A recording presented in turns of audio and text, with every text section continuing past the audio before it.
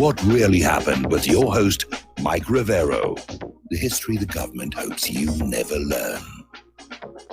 Here is your host, Michael Rivero. And aloha, America. Welcome to our show today. It is Wednesday, the 1st of May, 2019. It's May Day, International Workers' Day, which actually began right here in the United States. It's celebrated all over the world, except for right here in the United States for some reason. So it is May Day, and May Day celebrations are taking place in a lot of different places. Right now, the corporate media is being dominated by the Barr hearing before Congress, and they're giving them a real grilling, and they're not getting anywhere with it. Venezuela is almost off the news. I mean, Fox News is running a story that there are new clashes in Venezuela, but as of right now, it looks like the attempted coup d'etat has fizzled. So we'll get into that in just a little bit. Meanwhile, the phone lines are open, 800-313-9443. That's 800-313-9443. And Sam is in our control room, ready to answer the phone, put you on the air with your comments, questions, and opinions here. Also, looks like they had a real bad day on the Dow.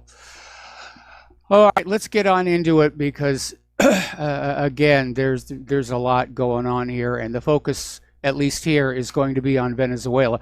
Maduro's congratulating his military for defeating the coup attempts as Guaido calls for more protests. So he's still trying to keep that going. But remember, the first indicator that the coup had gone off the rails was when some of his key supporters and backers started showing up at embassies of other countries and asking for asylum, which they were given. But Guaido is still out there calling for an uprising. And again, it looks like far more people are in the streets supporting him than opposing him. And let's see, article coming out of South Front saying that the U.S. hybrid war on Venezuela has entered a hot phase. Yeah, that does seem to be it. So you've got Guaido was on a video yesterday, self-declared interim president of the country, calling for a military uprising. Guaido was flanked by heavily armed men, claiming that he had backing from the military and that the video was filmed at the Generalissimo Francisco de Miranda Air Base in the capital, Caracas. That turned out to be a little bit less than accurate. He wasn't able to get into the air base, so they just found another location. Now, opposition politician Leopoldo Lopez, who'd been held under house arrest for inciting violence, appeared along Guaido, and he claimed that he had been released by the military. Then later in the day, he showed up at the embassy in Chile with his family and asked for asylum. So the U.S. immediately declared its public support for the coup attempt at the highest level and once again threatened the country's legitimate government with military action. Secretary of State Mike Pompeo called the actions of Guaido and his armed supporters a quest for freedom and democracy. In other words, the usual bovine excrement we get shoveled at us every time the U.S. overthrows somebody else's legitimate government. Eric Prince is still running around Washington, D.C., pitching a plan to privatize the coup against Venezuela using his latest Blackwater-inspired mercenary empire. He's saying with about 5,000 people that he could definitely topple Nicolas Maduro. Okay, we got callers coming in on the phones lines now. Let's start with Sovereign Man in Freedom Land. Aloha. Welcome to the show. What's on your mind? Greetings, Mike. Also, let me say this. May Day, happy birthday, Illuminati. You got one of those Federal Reserve notes? Somewhere around here. Yeah, if you pull that out and flip it over, you know those two symbols on the back? At the bottom of the pyramid, it has the Roman numerals for 1776. Yes. And the Illuminati, those are symbols for the Illuminati, a.k.a. the corporation. And it was established May 1st, 1776. Just a few months before the so-called Declaration of Independence. Okay, well, I was unaware of that part of it. I'm not seeing the Roman numerals, though. What I'm seeing underneath the pyramid is Novus Ordo Seclorum. Oh, no, it's at the bottom of the pyramid. It has MC. Oh, it's on the bottom of the pyramid. I see it now. Yep. Yeah, those are the Roman numerals for 1776. Okay, well, good little thing to know. Yeah, there's a guy, his name is Doc Marquis. He's a former, well, I would say he's like a sixth generation Illuminist, but he's former Illuminist. And I think the video is called The Eye of the Phoenix. And he talks about, the symbols on the back of the dollar bill and how all that came about. And pretty interesting video. Yeah, well, a lot of symbolism back then. Of course, many of the founding fathers were Freemasons and deists, so they would try to put symbols in there that would appeal to pretty much everybody in the newly created country. Anything else? Well, it's not just back then. It's still today. It's all around us. Well, except for the emojis on our cell phones, most ordinary people just don't pay as much attention to symbols today as they did back then. Mostly because symbols existed at a time when literacy wasn't that high. Right, and if you weren't that literate, but you knew the secret handshake, you could get a job. Yep. Okay. Blessings, Mike. All right, thanks an awful lot. We're going to let you go and switch over to Jim in Illinois. Aloha, Jim. Welcome to the show. What's on your mind? Michael, how you doing? I'm doing okay. Okay, I am not a Democrat. I am not a Republican, and this is why I'm stating that. I have read the Mueller report. I watched the entire hearing today, and after watching the hearings and also after reading the Mueller report, Attorney General Barr is not the Attorney General for the United States. He is the Attorney General and lawyer for Donald Trump, and he's protecting him. And that is so obvious. I mean, he was able to say certain things, but basically he was tap dancing, not really telling the truth and making excuses, which tells me something went on in the White House. Something continues to go on. Donald Trump should be impeached. Obviously, people in his campaign are acting like a crime syndicate. Even the White House attorney who resigned. Well, I mean, the entire government is operating like a crime syndicate these days. It's hardly unique to the White House. Well, I agree with that. I watched a little bit of the hearings. I wasn't able to watch them all because I was doing show prep. And we're going to be talking about the hearings here in a little bit after we get through the international news. The sense I got was that Barr was feeling very defensive because he was under verbal attack from all these lawyers who wanted to grill him. And he knew going on in it was going to be a grilling. But apparently Robert Mueller is saying that Barr's summary of the Mueller report was accurate, that in point of fact it was the corporate media's reporting on the report that was inaccurate and giving a false impression. So we're going to have to be really very careful. And inasmuch as the unredacted report has not been made public, none of us, not you, not I, has actually read it yet. Well, it's going to be interesting when Mueller comes to Capitol Hill and testifies. This is what I believe, and I am a historian when it comes to the Watergate hearings. Watergate started off slow, but by the time it was over, Nixon had no choice to resign. I'm not saying Trump is going to resign, but the truth is going to come out when the American public see it in black and white what's going on Capitol Hill. Well, you seem to be coming into this discussion with a great deal of prejudice. You're guessing that you know something was going on without actually having the evidence. Michael, wait a second. I'm not being taking sides. I'm just saying the evidence coming out. That's what I'm saying. Did you read the Mueller report? I read part of it, and basically it said, well, I've read Barr's summary of it, and said... Okay. I read the entire thing, all 480-some pages. I read the entire thing. And after reading that, it tells you the reason Donald Trump was not indicted because he's a sitting president. If he was a citizen, he would be in jail right now.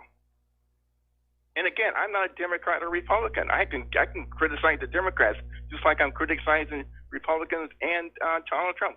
My concern is the country. We're so divided, and nobody really wants to tell the truth.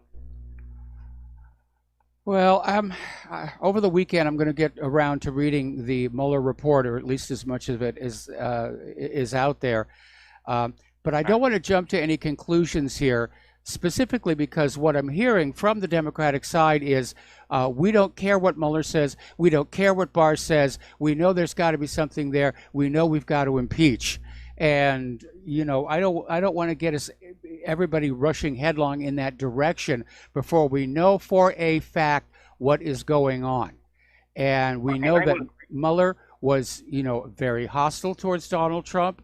I don't know about Attorney General Barr, but I don't see Mueller covering up for Trump. I think Mueller, if Mueller had actually found something, he would have come out with it. But we're now hearing that it was known inside circles going all the way back to August of last year that Mueller couldn't find anything. I would agree with that. But again, let's agree with this. Let's just wait and see what happens. Also, I also agree they should have gone after Hillary Clinton. I agree with that one, certainly.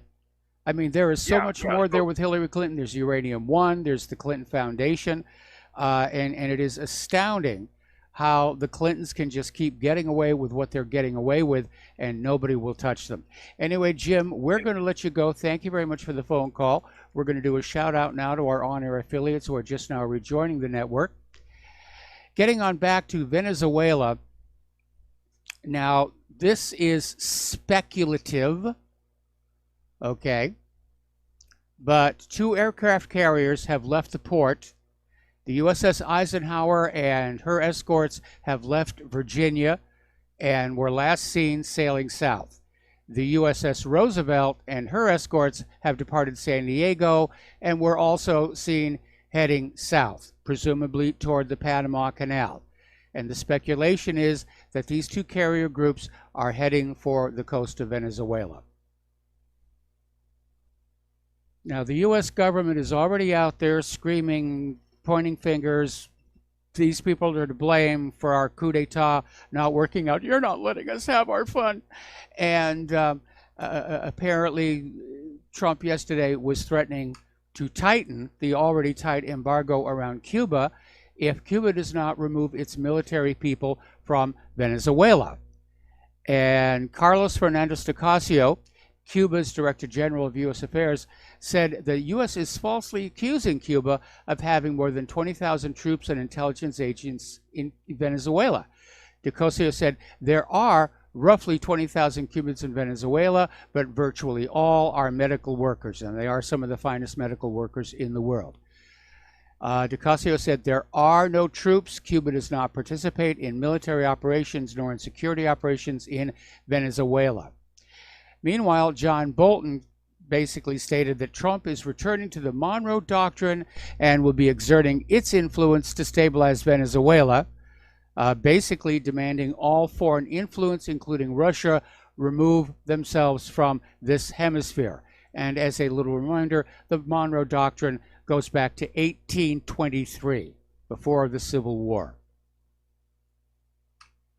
But that's basically, you know, we have simply declared this is our hemisphere. Oh, well, what are you doing in the other hemisphere? You're all over the Persian Gulf.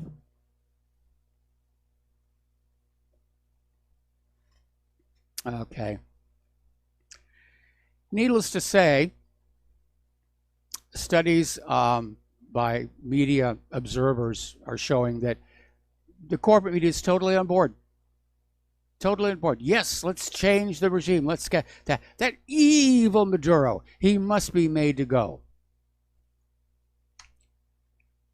And meanwhile, Lavrov to Pompeo is saying that U.S. interference in Venezuela's affairs is a breach of international law,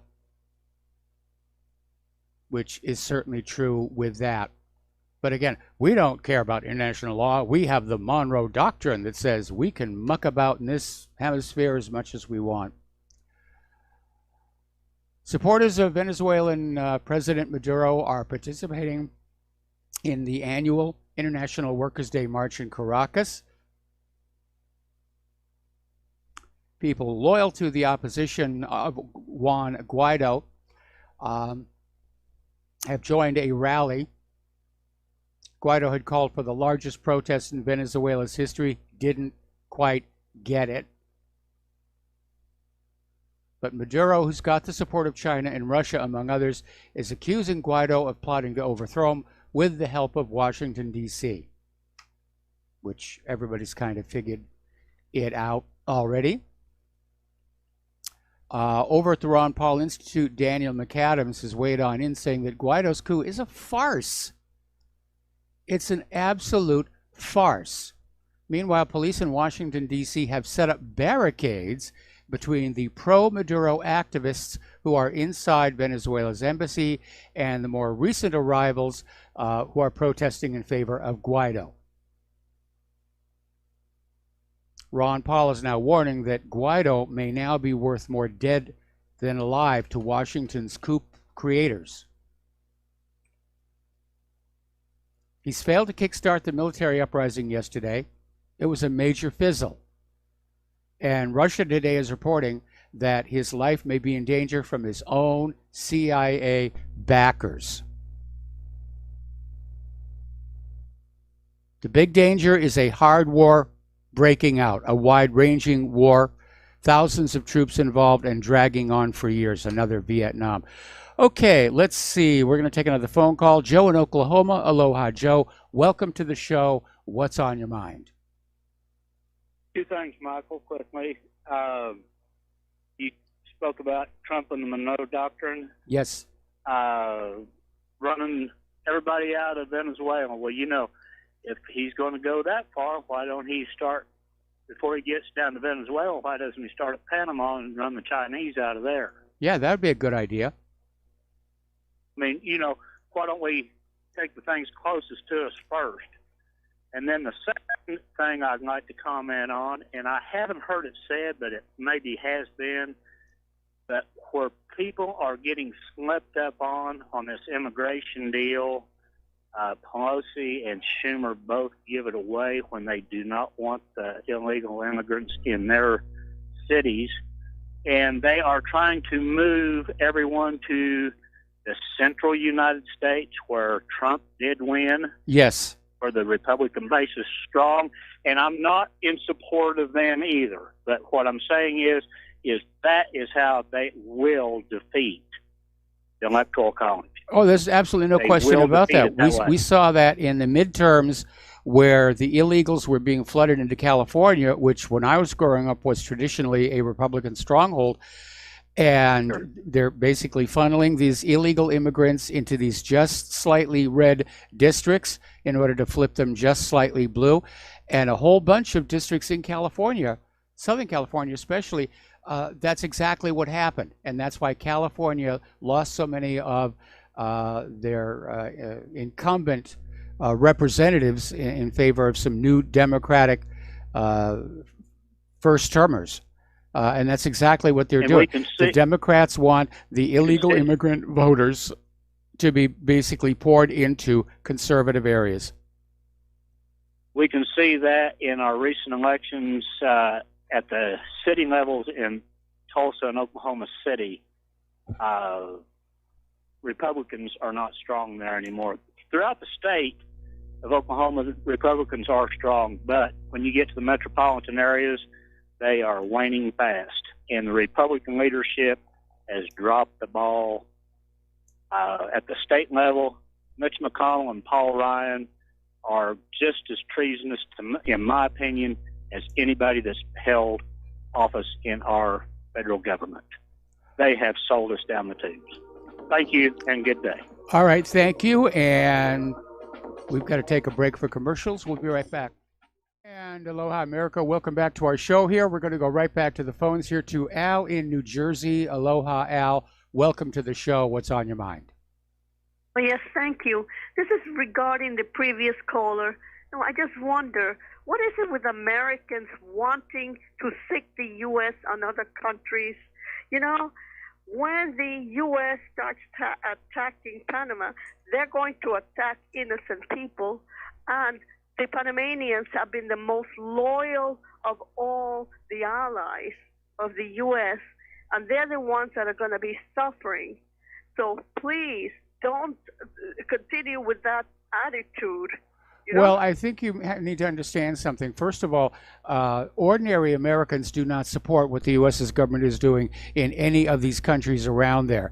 My comment about maybe being a good idea to recapture control of the canal from China has to do with the fact of the U.S. government's current belligerence toward China, and the fact that China could, in fact, start blocking U.S. shipping from using the canal, which that would definitely lead to a military confrontation. It's all interwoven, and the U.S. is very hypocritical because they're sanctioning China, and at the same time they're importing goods from China. So which is it? Well, again, this is the U.S. government. It's not the American people. And a lot of us are feeling very frustrated and helpless. We can't regain control of this country. The government is making what I consider to be very, very poor choices. Yeah. Pardon me.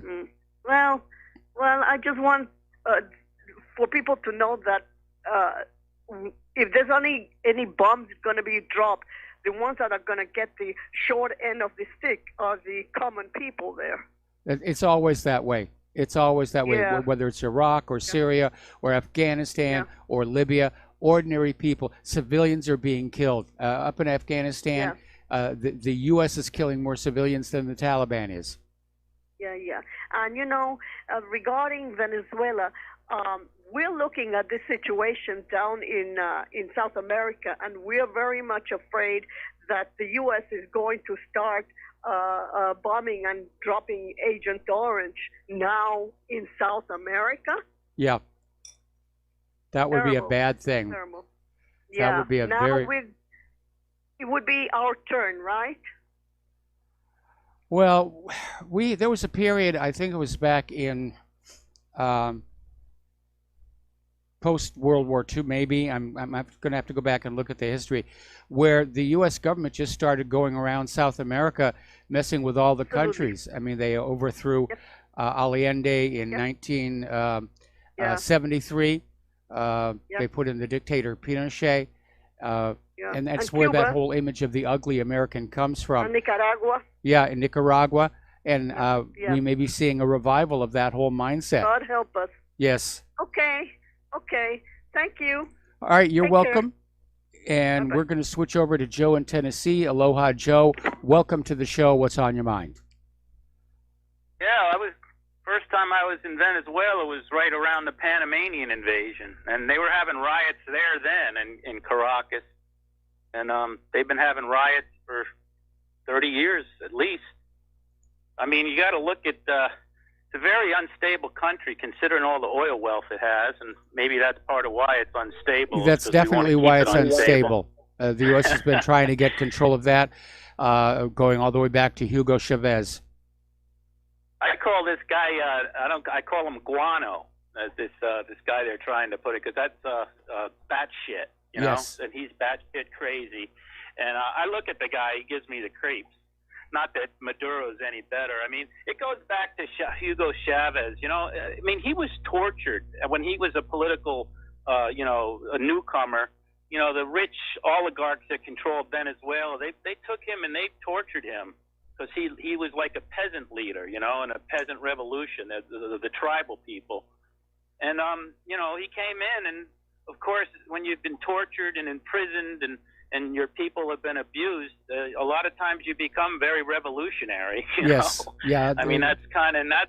People don't realize that what the animosity of the peasant class to the ruling class in Venezuela, it goes very deep. Those people were really abused, and it's really a very horrible situation. I hope there's a solution. And I hope that Trump, he's playing some kind of game, but he's not going to go to like any kind of real militarism, because that would be a nightmare. Yeah, unfortunately, you've got Bolton and Pompeo on either side of him who are saying, "Yeah, go get him, go get him. We're gonna bomb the heck out of him." And Trump is showing himself once again to be a very, very weak leader. He's just too easy to manipulate by the people around him. And so at this point, I would say that, yeah, I think it's a good bet that the carrier groups Eisenhower and Roosevelt are going to be off the coast of Venezuela probably by the first part of next week. And we'll start seeing the bombs fall. Stick. All right, Joe, thanks an awful lot. We got to take a break for commercials. We'll be right back. And aloha, America. Welcome back to our show here. And we're going to go back to the phones here to Murr in Wisconsin. Aloha, Murr. Welcome to the show. What's on your mind? Yeah, hi, Mike. I just watched this. It's from 2009, Oliver Stone's documentary, South of the Border, about Chavez. Yes. And it was amazing what he did. You know, took control of the oil. The economy doubled in 6 years. Yes. And there were 70% less poor in less time than that. So it's very, I hadn't watched it, and I was sort of like, you know. But I was talking to Patrick Slattery, and I thought, well, wait a minute, I haven't even watched this yet before I down-talk it, right? Yes. So it's very good. I don't know if you've seen it. You might want to put it up on your site. I'm putting it up on the site right now. It's very good. And like I put in the email, it's the media. You know. Oh, no question about that. The fake news. I can't wait for Trump to say fake money. What happens then? Yeah. All hell will break loose, I guess. But I imagine so. That's not going to happen, though. Trump is rapidly morphing into just another establishment front guy. You know, it seems that way due to the media. You have to remember, there's a lot going on behind the scenes. I mean, think about it. Bibi gave him gourds of wine. Now, how is that not an insult to someone who doesn't drink and his brother drank himself to death? I mean, there's so much subterfuge. And the things, like when he went to Warsaw, when they had the thing in Warsaw, Trump and all. Yes. He parked the GHW Bush warship, the largest warship in the world, off the coast of Israel. And just before that, he sent a listening ship, much like Liberty. Mm-hmm.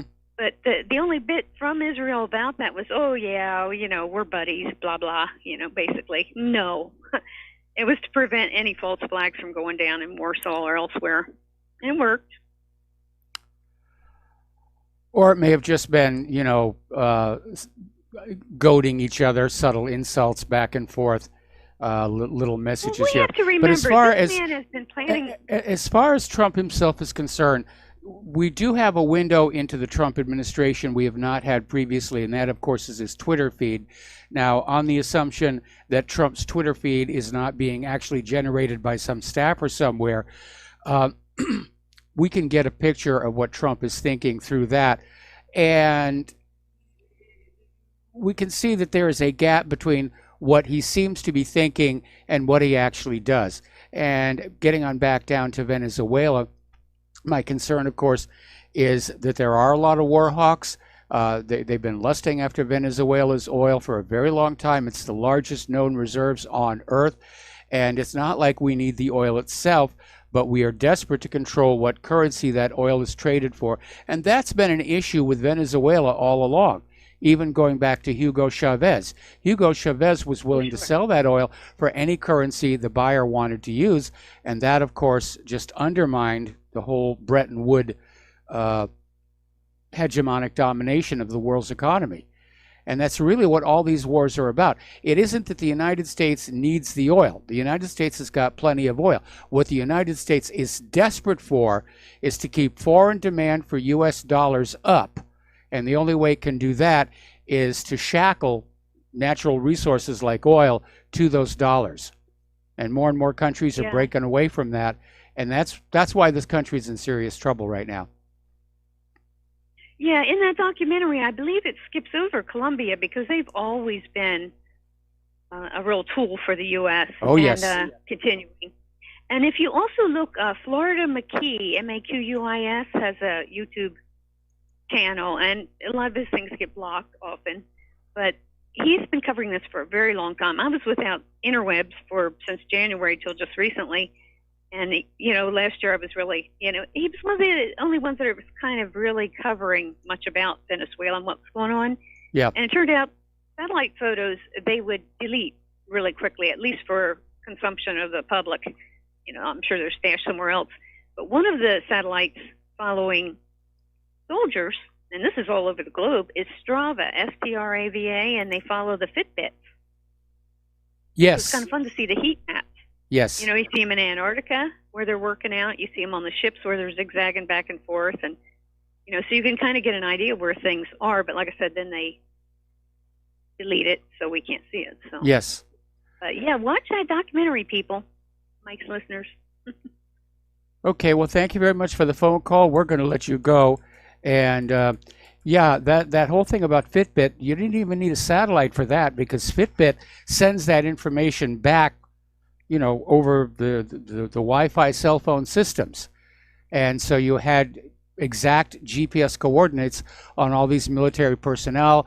That, of course, was giving away a lot of tactical information to a potential enemy. So I'm not surprised that they basically shut that down. Okay, getting on back to Venezuela and corporate media and the propaganda. Yesterday, late in the day, there was a claim that was put out saying that Maduro was ready to flee Venezuela, and he was talked out of it by Vladimir Putin. Moscow's come on out and say, no, it did not happen. It was just propaganda by the U.S. to try and demoralize Maduro's supporters by saying, he's bailing out. Stop fighting against Guaido. Maduro's, he's ready to go. He's only staying because Putin made him do that. And Moscow saying, no, it didn't happen. It's part of the information war. They were trying to demoralize the Venezuelan military. Apparently over at CNN, Jake Tapper has come under fire for claiming Venezuelan President Maduro is firing at his own citizens. And apparently he used a misleading tweet showing army defectors on the opposition side wielding guns. And here's where it gets really, really weird. This is coming out of Republican Congressman Mario Diaz-Balart, who basically, on an interview with Fox News, came on out and said, Vladimir Putin has installed nuclear missiles in Venezuela. We're back to the Cuban Missile Crisis now. And Diaz-Balart told Fox News, if Maduro stays in power, it could be an open door for the Russians and the Chinese and for others to increase their activity against our national security interest, meaning our unbridled greed, as it were. So Tucker Carlson said, are you suggesting they're going to invade? And Diaz-Balart said, the closest we ever came to nuclear war was because the Russians put missiles in Cuba. And Carlson said, are you saying the Russians will put nuclear missiles in Venezuela? And Diaz-Balart said, what I'm suggesting is that they are already there. Of course, he didn't have any evidence to back up his claim. It's just more of the fear-mongering. Now, before the fateful date of January 22nd, which is when Guaido got up there and said, I'm it, fewer than 1 in 5 Venezuelans had ever even heard of the guy. Only a few months ago, he was an obscure character in a politically marginal far-right group closely associated with gruesome acts of street violence. Even in his own party, Guaido had been a mid-level figure in the opposition-dominated National Assembly, which is now held under contempt, according to Venezuela's constitution. All it took was one phone call from U.S. Vice President Mike Pence, and Guaido was out there proclaiming himself as president of Venezuela. He's been anointed leader of his country by Washington, and this previously unknown political bottom dweller was vaulted into the international stage as the U.S. selected leader of the nation with the world's largest oil reserves. That's what this is all about. Controlling those reserves, controlling what currency they're sold for. Let's go back to the phones here. Dustin in New Jersey. Aloha, Dustin. Welcome to the show. What's on your mind? That's what it's about, Mike. Recycling those petrodollars. That's what I was asking Saudi Arabia. But that's like the whole thing with Iran also. It's all about the petrodollar. You know? That's all it's about. Propping up semi-dying system at this point. Yep. But Mike, that thing with did you know there was a couple of these small commanders in Venezuela that had their units go out, and the unit didn't even know what they were going out for, so they got set up to make it look like they were there to support Guaido, but they weren't, because I saw interviews with them. Yeah. On so yeah, it was all a big propaganda show. Like, Maduro was ready to get on his plane. Yeah, okay. They did the same thing in Turkey when they tried the coup d'etat against Erdogan. They claimed he was already on a plane out over the Atlantic. He'd left the country. There were these military units that were sent on out, didn't know what they were going to be doing. It's the same script all over again. Yeah, and the whole thing with Guaido saying, he was at the Air Force, but he wasn't in the base. Nope. And all those pictures, it's all smoke and mirrors to try to get, Guaido has no support. Nope. Leopoldo Lopez was like basically, I'd say, the brains. Guaido is like the totem pole, like on top of the totem pole in terms of just image. But yep. Leo Lopez is the, is a link, that's more important. That's why he was the first to flee. He's bugged out already. But Mike, like I said before, if Trump, I still don't think there's going to be no air attack. I would probably see maybe mercenary starting like some kind of a proxy war there, because if Trump does this, he ain't going to get reelected. Like it's over. Yeah. Like, I'm not going to vote for him now anyway. Because of all this crap going on. The only way I would ever vote for Trump in 2020 is if Hillary was the Democratic candidate. But on that caller, you had a couple callers ago, he goes, Trump. Well, I want to ask this, like, if Trump got, say, impeached over some crap, it would lead to Pence. If Pence disappears, you would have Nancy. But what would change, people? The system is still the system. It doesn't matter who is in. Yes. It's the system that's the problem. Is Trump corrupt? I don't know. I don't know the guy. Is your system corrupt? Hell yes. And the Mueller report and all that. Who wrote it? You got to go like, who wrote this? Who wrote them? All the intelligence agencies, the CIA, the NSA, the DIA, the FBI, the State Department, Justice Department, it's all corrupt. Loretta Lynch, Comey, this or that, on and on. So they can write any report they want and fill it with crap. It doesn't mean it's true or not true. You know what I mean? They can make up anything they want. True. Anything. So like I said, what's changed? Like, the system is still there. Presidents come and go. This rotted system remains. And it's just, I know you get depressed. I get depressed because I'm like, how the hell do you, like you said, I know we got to wait till like it just disappears, because eventually it's just going to eat itself up. Yes. Like this show with Bard today, which was a show. Yes. By the way, what's the woman in Hawaii? Tulsi. Macy Hirono. Macy Hirono. Yeah. Did you see that with Barr? She's like calling Trump a grifter and a liar in the Oval Office. That's what she said. That's all a political show. Yes. Like a bread and circuses type of thing. But Mike, that's all I want to say. All right. Well, thank you very much for the phone call. We're going to let you go.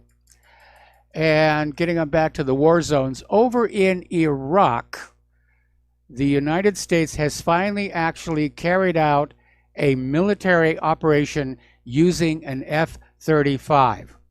So this F-35A has carried out a pair of airstrikes against targets inside northern Iraq. They're saying the strikes were against ISIS, claiming to have hit a tunnel network and a weapons cache. This is the first time the F-35A has been used in combat, and apparently they kept it well out of the way of any possible countermeasures, because if one of those things gets shot down, it will be, shall we say, embarrassing. But the jets deployed into the region on April 15th, and officials are anticipating the first use of them. Now, the F-35 program has been wildly expensive, and the Pentagon is eager to start putting them into the field where it can sort of justify what they're doing and stop being an overpriced prototype and start being an overpriced weapon. So they finally got to use one. We'll see what happens with that here. Up in Idlib in Syria, a Saudi national that served as military commander of Hayat Tahrir al-Sham was reportedly assassinated in the Idlib province. According to pro-opposition activist Abu Yusuf al-Jazrawi, was assassinated this week. Unknown assailants opened fire on the commander inside the Idlib governorate town of Ma'arata. Now, Jazrawi was considered a security advisor to Hayat Tahrir al-Sham's leader, Abu Muhammad al-Jalani, before he was killed. Russian and Syrian air forces have launched the largest attack of the year as what they hope to be the final Idlib offensive nears. And so they're up there in northwestern Syria, and they targeted dozens of towns and villages along the Hama-Idlib axis with a high concentration of strikes on the rebel stronghold of Kafir Nabuda. So they're really, really pouring it on. Here's an interesting story, and it sort of basically gives away what's going on. A senior Pentagon official has admitted U.S. forces will be in Syria for, quote, the long haul, end quote, and coupled his statement by declaring the territory contains a lot of the oil resources and arable land. Now, this is an uncharacteristically frank remark, and they were made this week by Michael Mulroy, who's the Deputy Assistant Secretary of Defense for the Middle East, while addressing a conference at the D.C.-based Center for the New American Security, months after President Trump appeared to have caved into his advisors, reversing course earlier this year from his stated goal of a full and rapid U.S. troop exit from Syria. And that is the problem with Donald Trump. He's weak. He's easy to manipulate. He's susceptible to flattery. And these advisors, the same advisors who've gotten us into all these other horrible wars, they just work at him. They say, no, no, no, we have to stay in Syria. Oh, yes, yes, yes, we have to go into Venezuela. And Donald Trump says, well, I guess so. I guess so. I guess we have to do that. I think a strong president could do a lot to repair this government, like John F. Kennedy did. Of course, look what happened to him. We have to take a break for commercials, and we'll be back after these few words. And aloha, America. Welcome back to our show here. We're coming from the top of the hour. We're talking about the war zones. Emphasis on the plural all around the world. Fox News is showing, again, new clashes in Venezuela. And again, like yesterday, there just doesn't seem to be that big of a crowd out there to support Guaido. So, unfortunately, I do think there's going to be a military action in Venezuela. I know that Dustin does not agree with me, but time will solve that mystery, as they say. Okay, getting on over to Afghanistan. There appears to be some progress being made toward a conclusion.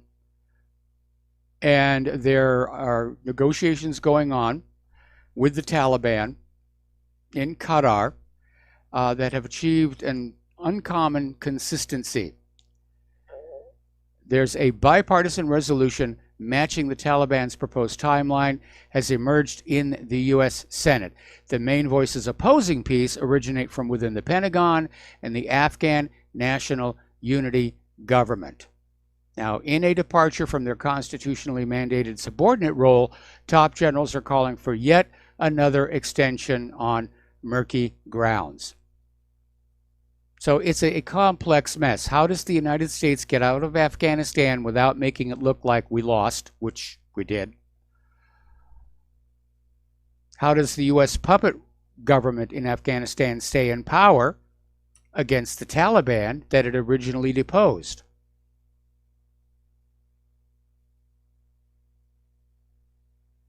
Okay, I'm watching the video feed from Caracas, and looks like the tear gas is already out. Down in Gaza, they have a problem with their water supply. We were talking the other day about California, how their tap water is carcinogenic, radioactive. And one of the reasons Gaza throughout history has been such a popular place is that it had lots of natural water. And every army leaving or entering the Sinai Desert would stop in Gaza and, you know, have a cool drink, fill up the canteens and skins.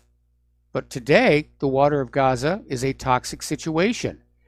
And it's because of the repeated Israeli attacks, the sealing of its border by Israel and Egypt, and it's left the territory unable to process its water or waste. Every drop of water swallowed in Gaza returns to the environment in a degraded state. It's just going back into the soil, whether coming right out of the toilets, coming right out of the hospitals, just right back into the soil. Over at the University of Massachusetts in Amherst, there's a group of Jewish students asking a judge to order a panel discussion about Palestinian human rights off campus on the claim that it is anti-Semitic. Now, a judge heard the arguments, has not yet ruled. We'll take a break here for station identification. We'll be right back.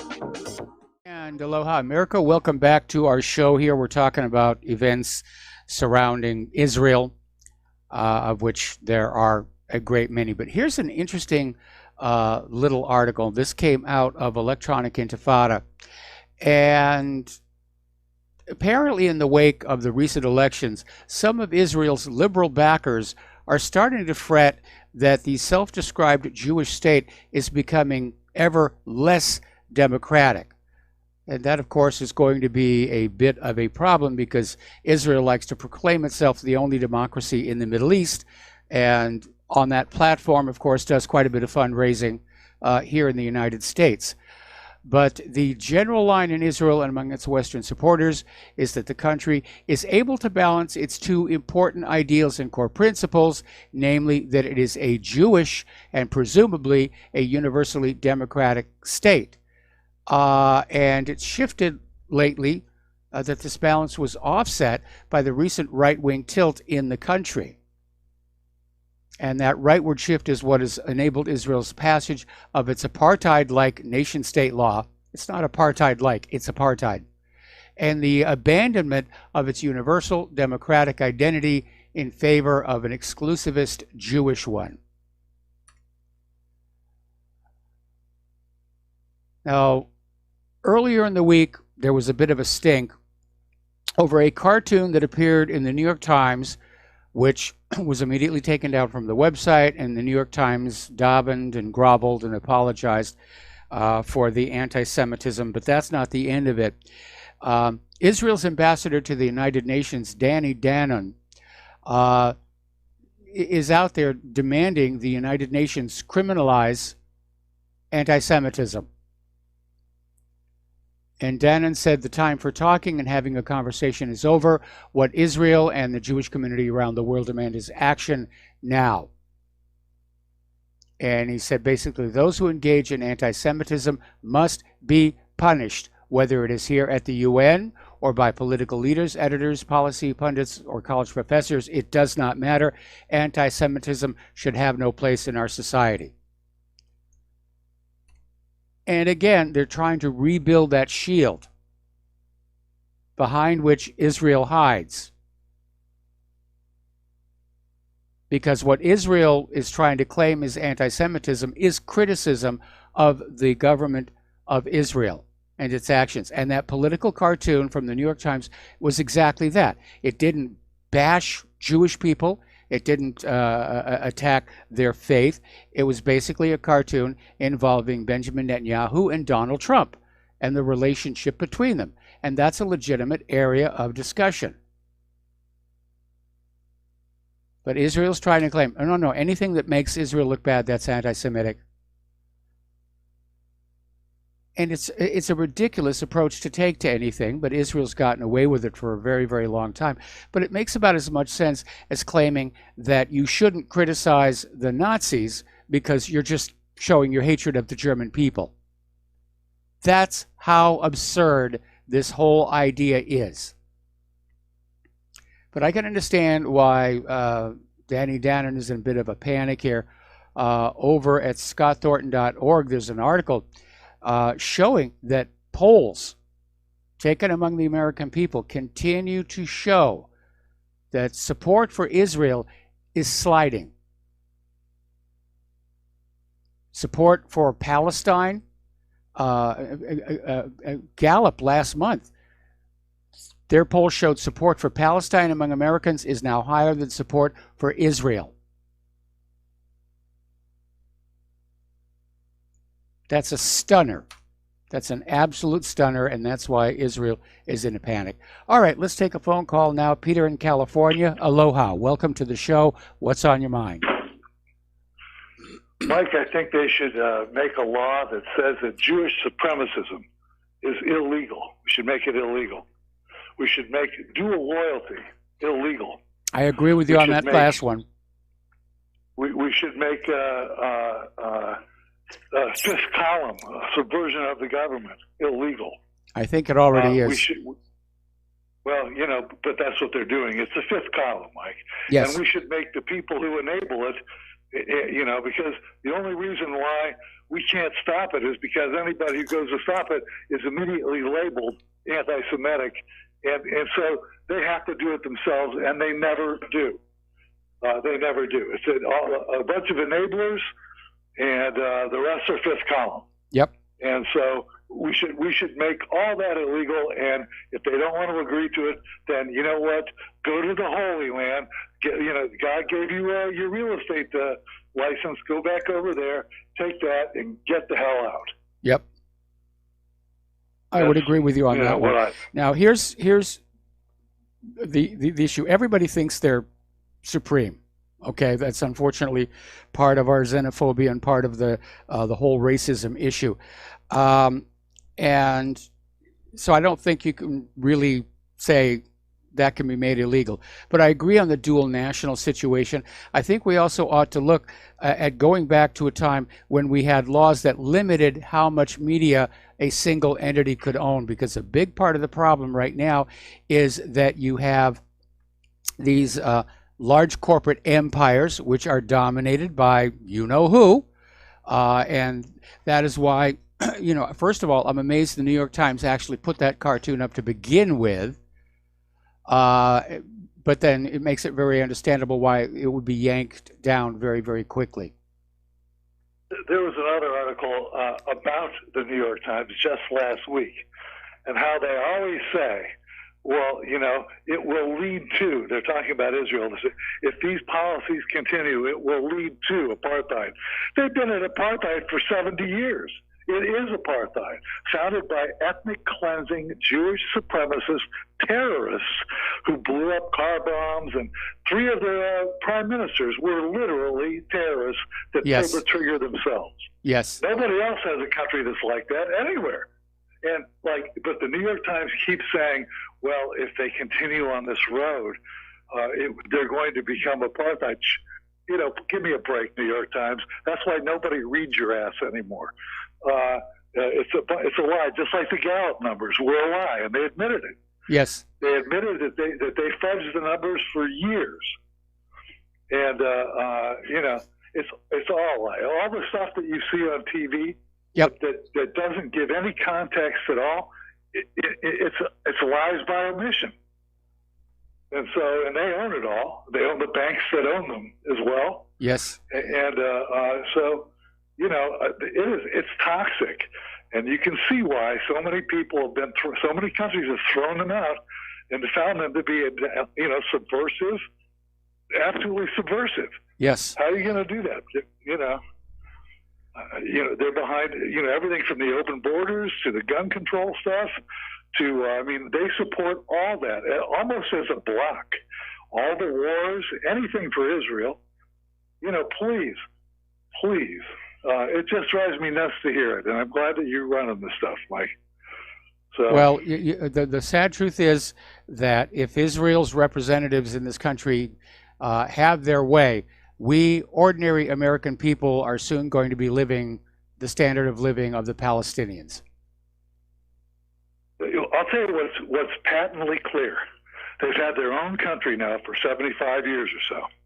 And it's patently clear that they cannot subjugate their own chosenness, ego, and racial Aryan supremacy and drive for Lebensraum. Does it remind you of anybody? Yes, it does. They can't, and they're patently incapable of governing other people, and they're patently incapable of living under anybody else's aegis without trying to take control. They're incapable of doing that. They will organize somehow and subvert everything. And I'm sorry, but that's just the nature of the culture. You can call it a trope all you want, but that's all the evidence is there. It's been around for thousands of years. Well, it's written into their religion. If you read the Talmud, I mean, or even the Old Testament, it's we're the best, we're the greatest, we will smite the wicked, and God will wipe out the enemy because He's promised us all the goodies. I heard a great Polish proverb that I read just the other day, and it said, "The Jew will cry out in pain as he beats you." Yes, I've heard that one. So, but the victims always, no matter what they're doing, they're always a victim. Yep. And by the way, they tried to blame everything on Gaza the other day. Did you see that? Yes. That it's all Gaza's fault, not theirs, but it's the poor people they're shooting down by the hundreds a week. It's amazing. Anyways, Mike, I know you got other calls and other topics, but thank you for taking the call. All right, thanks an awful lot for the call. We're going to let you go here. And here we are. Okay. Today was the day that Iran was supposed to stop selling its oil, stop exporting its oil. And Trump ended the waivers, said there will be no wind down period. Everybody has to stop. Well, apparently, Iran is actually boosting gas sales to its neighbors, such as Iraq and Turkey, which have decided they don't want to go along with U.S. sanctions anymore. So what's the U.S. going to do to Iraq and Turkey? Well, sanction them. We're just going to sanction the heck out of those people here. Over in the South China Sea, and again, why are they doing this at a time when supposedly they're trying to get the trade agreement passed? But apparently the U.S. government has declared that what are described as paramilitary fishing boats will be treated like combatants. The U.S. has warned Beijing the U.S. military will aggressively respond to provocative acts by China's Coast Guard and fishing boats in the same way it reacts to the Chinese Navy. So, in other words, fishing boats that are outside China's territorial waters, they're now targets. Now, earlier this week, Chinese media confirmed that Russian warships arrived in Qingdao, a port city in East China's Shandong province, at the start of this week's joint China-Russia naval exercises. The Russian fleet included the Varyag guided missile cruiser, a submarine, 2 anti-submarine ships, a corvette, a landing ship, a tanker, and a rescue vessel. Early this week, Chinese media confirmed that Russian warships... Oops. Sorry, this was double printed. So they're going to have an exercise. They're going to learn how to work with each other, learn to get the translators going back and forth. Everybody's putting their weapons out there in play. Story coming on out from Sputnik News. One of the more closely guarded secrets we have in this country is just how many bombs does the United States have. Earlier, the Department of Energy formally rejected a request for information on the size of the U.S. nuclear weapons stockpile. by the Federation of American Scientists, breaking with nearly a decade of practice. Now, the Federation of American Scientists are the group that have that little doomsday clock on the front cover of their little bulletin here. But it is currently estimated the United States has close to 3,800 nuclear warheads. 1,300 of them are deployed on ballistic missiles. 300 warheads are located at strategic bomber bases across the U.S. We have a few of them here on this rock. Another 150 are tactical nukes at bases across Europe, and 2,050 more in reserve. So, apparently the U.S. also has approximately 2,300 warheads that are retired and slated to be dismantled. So, if the retired warheads are included, the total U.S. nuclear arsenal amounts to approximately 6,185 warheads stored across 24 locations in 11 U.S. states, as well as 5 European countries. That's a lot of bomb. That is a lot of bombs. Okay, getting on back to William Barr's testimony. Barr told Congress he had spoken to Mueller, and the special counsel said press reporting on the letter that the special counsel had written to Barr complaining about certain aspects of Barr's summary was inaccurate. Barr says that Mueller didn't say the Department of Justice misrepresented his report, and Barr added he was surprised when Mueller didn't rule on obstruction, though he also said that Comey's firing didn't amount to obstruction of justice. Comey was incompetent. Now, when Dianne Feinstein was questioning him, she focused on what Trump told former White House counsel Donald McCann II. Barr held his own, arguing it would be impossible to prove the president ever actually directed the firing of Mueller. It would also be difficult to show corrupt intent beyond a reasonable doubt. So again, the Democrats are on a fishing expedition. They just want something that they can hang impeachment on here. Okay, we already talked about that one. Let's go here.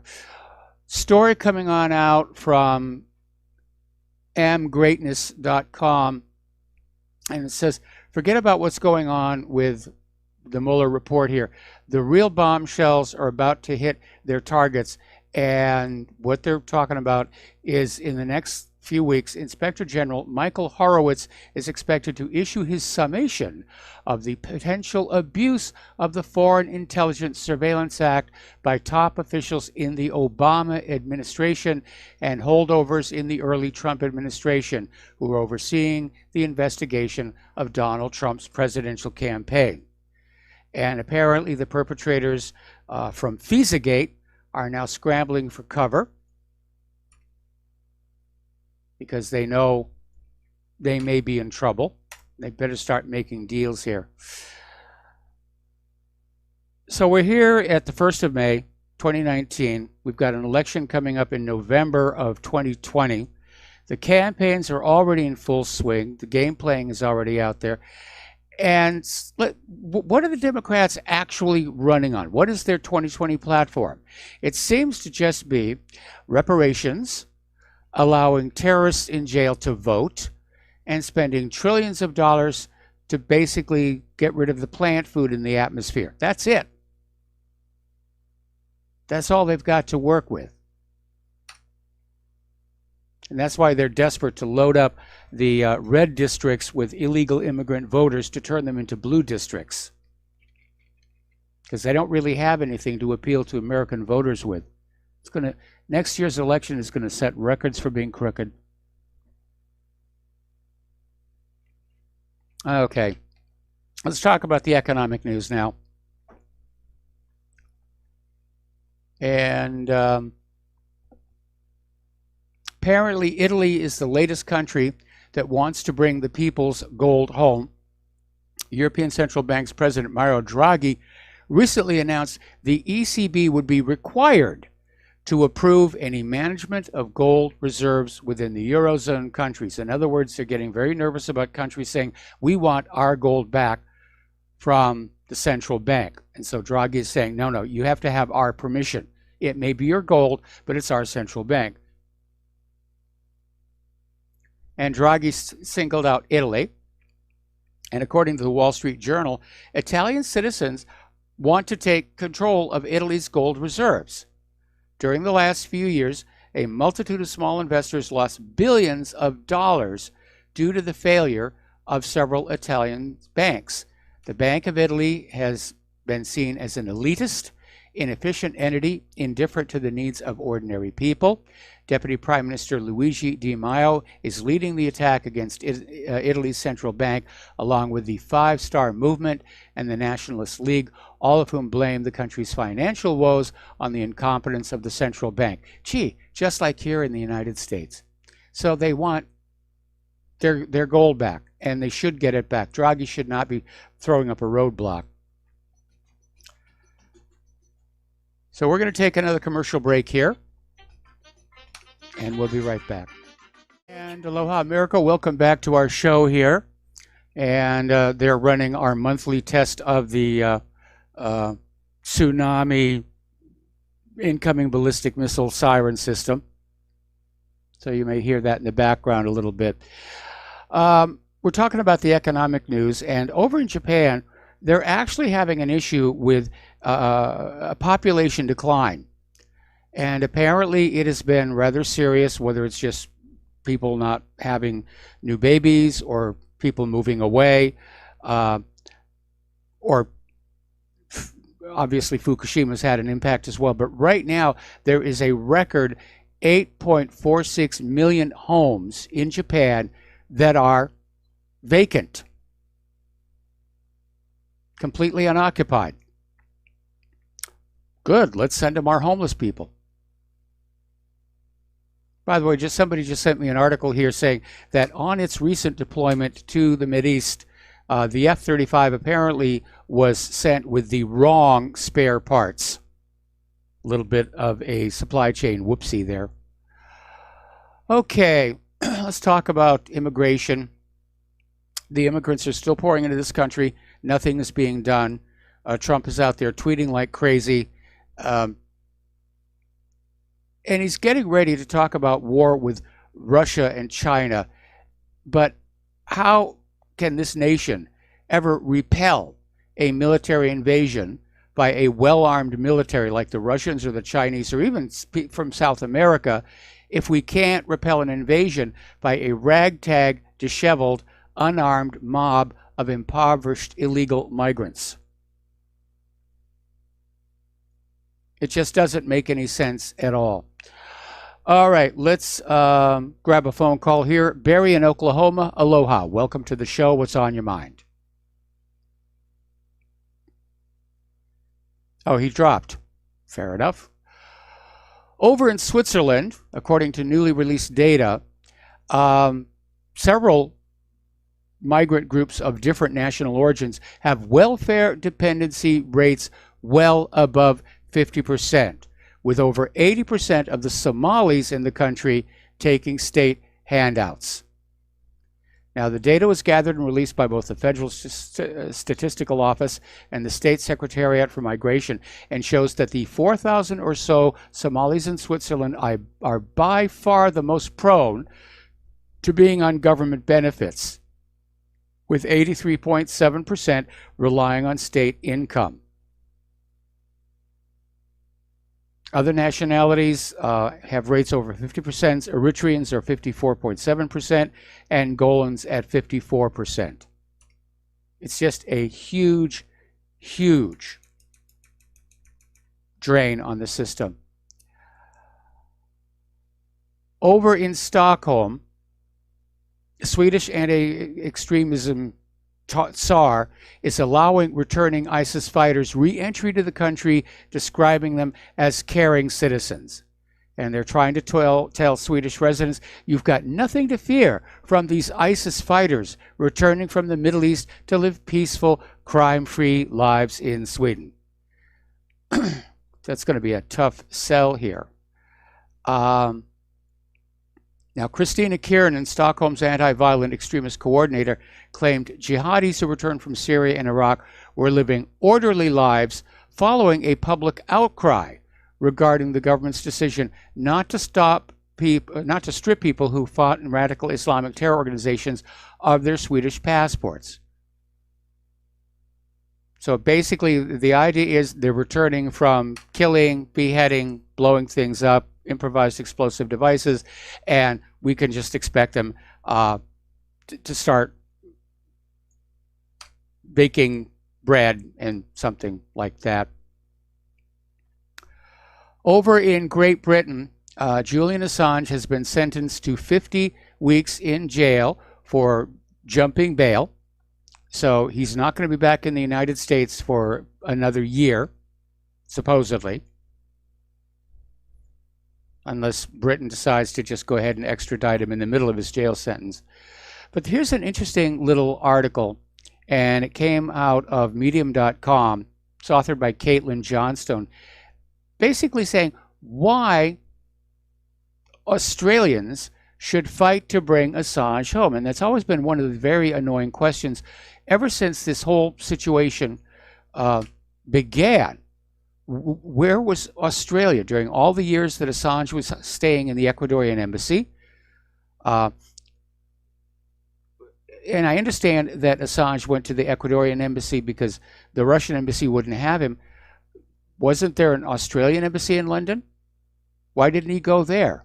And why hasn't Australia ever raised a diplomatic offensive, if you will, to get Assange back under their control? He's their sovereign citizen. They've dropped the ball. Okay, we got to take a break for commercials. We'll be right back. And aloha, America. Welcome back to our show here. And I'm looking at the Fox News feed about the uprising in Venezuela. And they're making a big point over the fact that it's an unarmed uprising because Venezuela banned private gun ownership back in 2012. Well, you know, all of a sudden, yes, the people should have arms. They should be able to stand up to an abusive government. And what I'm seeing here is it's not a big crowd. And they're kind of just standing there. Like somebody said, let's go down and we'll join the revolution. I say, oh, well, okay, there's nothing on TV. And they're basically just standing around. Getting on back to Julian Assange, I did confirm during the commercial break, there is an Australian consulate in London, and it sort of boggles the mind why Julian Assange did not go there.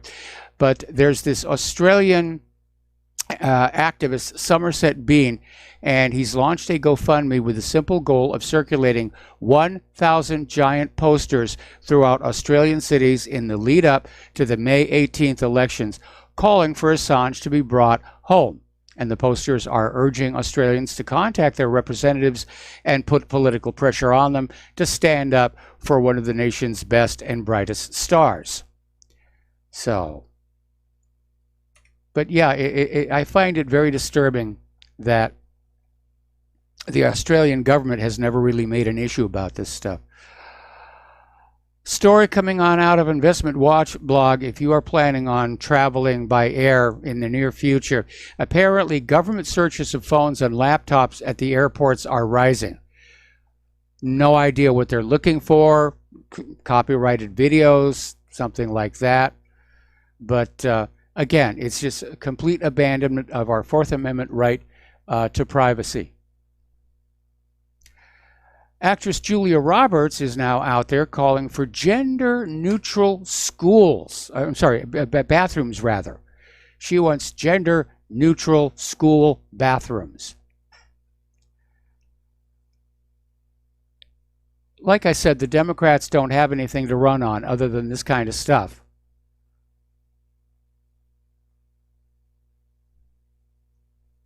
They're doomed. All right, as you've probably read in a lot of places, there's this hypersensitive offensiveness to being touched that is being sold all over the country. And it's reached the point now where companies are considering a ban on all physical contact in the workplace, including something simple like fist bumps or the shaking of hands.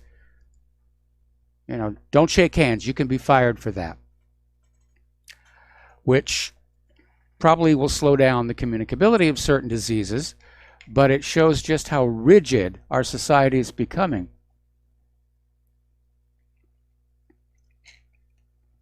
Other places in the world, of course, things are very different. Workplace flirtation, affection, it's not just tolerated, it's encouraged. It makes for a happy workplace. This country has become very, very strange here. Over in Chicago, Jussie Smollett may have been left off or had all his charges dropped against him for that fake hate crime, but he still has that civil lawsuit. Chicago officials have announced plans to file a civil lawsuit against Jussie Smollett for the cost of the investigation into his fake hate crime. Now, they gave him a week to pay roughly $130,000, which, given the money he makes on, or made, past tense, on Empire, he should have it. But according to high-profile Chicago area attorney Karen Conti, the city's lawsuit is the actor's worst nightmare. The evidence would likely be unsealed, and the case could drag on for years. We're going to get the facts that we haven't gotten this far. The city wants its pound of flesh. Well, I understand Karen is a lawyer, and she's out there to do the best that she can for her client. But I am just not going to be feeling sympathetic for Jussie Smollett. He did make the decision to fake this hate crime. That was his choice. And I agree, he shouldn't have been let off on all those charges. We have way, way too many fake hate crimes out there. Over in New Jersey, the incumbent Democrat mayor of Elmwood Park, New Jersey, has been charged with interfering with the secrecy of the election process. And the prosecutor's office announced the move Monday. In early April of 2019, the Bergen County Prosecutor's Office received a complaint against Cara Magna, the mayor of Elmwood Park, alleging that he interfered with the election process with regard to applications for vote by mail ballots in the 2017 mayoral election in Elmwood. They're all cheating. And again, that's someplace else where Donald Trump has dropped the ball. He was going to have an Elections Integrity Commission. It lasted, what, 2 months? That's gone.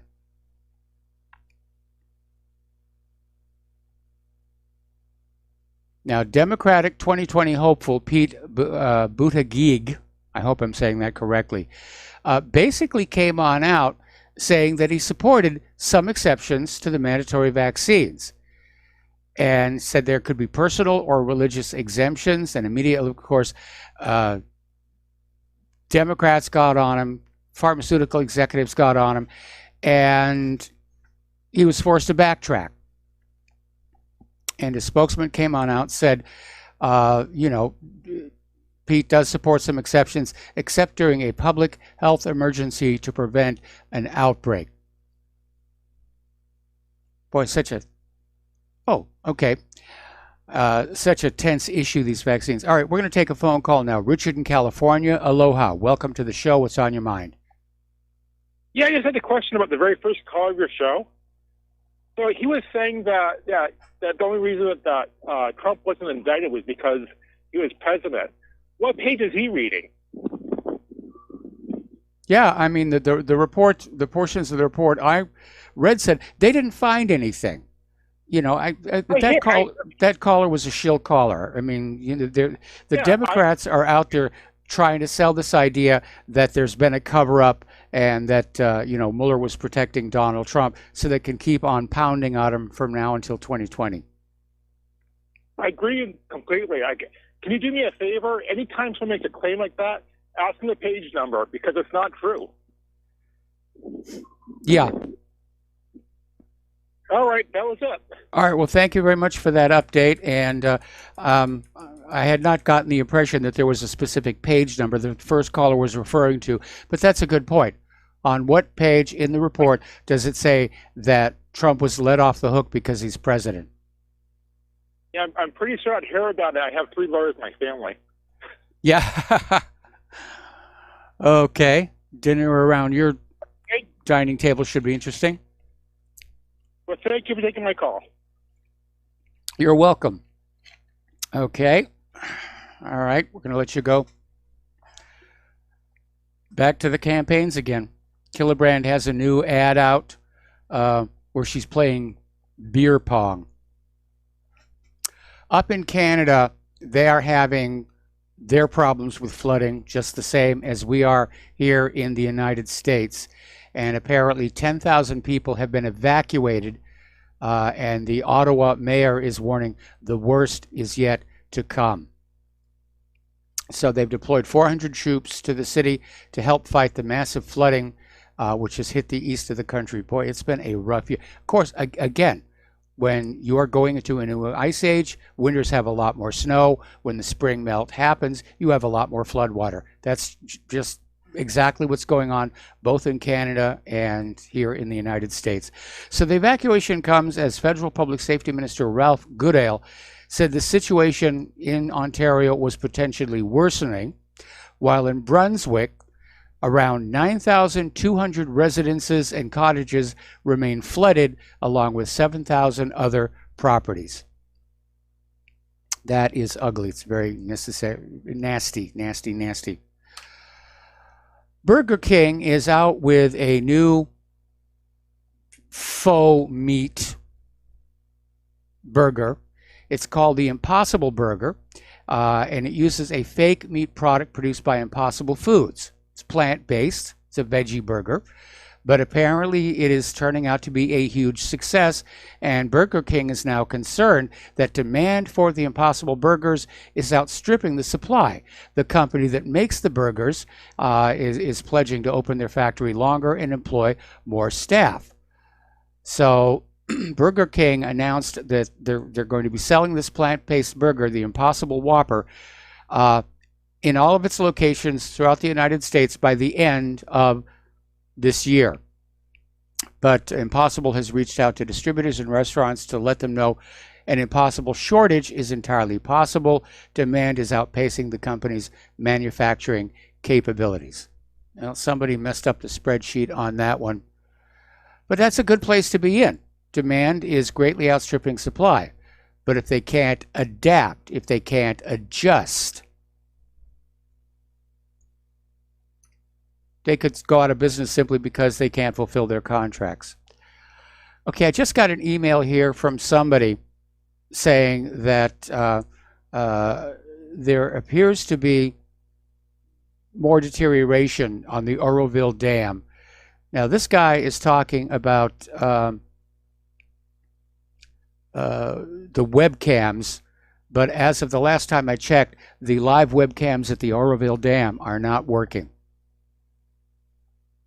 It's just black streaming video here. And is that just maintenance, or is something going on they don't want people panicking about?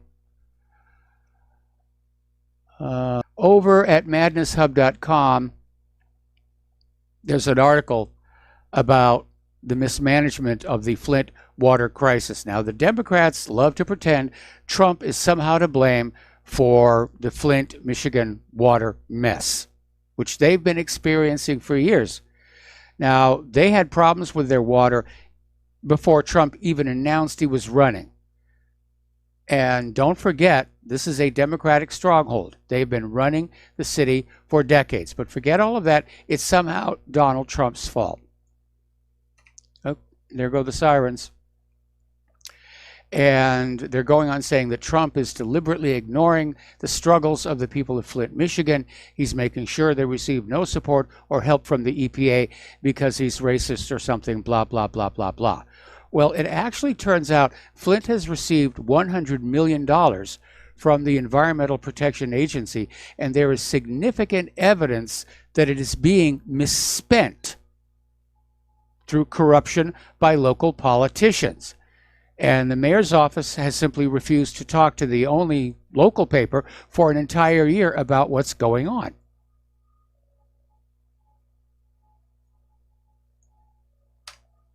Boy, everybody's out there lying here.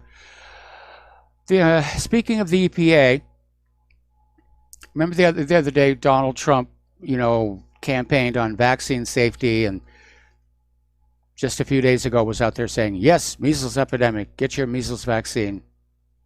I am the president, you will do it. The Environmental Protection Agency said today that as far as they are concerned, the active ingredient in Bayer Monsanto's weed killer Roundup, glyphosate, is safe, ignoring a growing body of independent research showing a strong connection between glyphosate and cancer in humans. But we're the Environmental Protection Agency. And today's decision by Administrator Wheeler, like virtually everyone he and the Trump administration make, completely ignores science in favor of polluters like Bayer. And this move by the EPA should not come as a surprise. Under the control of Trump and Wheeler, the agency is virtually incapable of taking steps to protect people from dangerous chemicals like glyphosate. Well, we've been seeing that for a long time.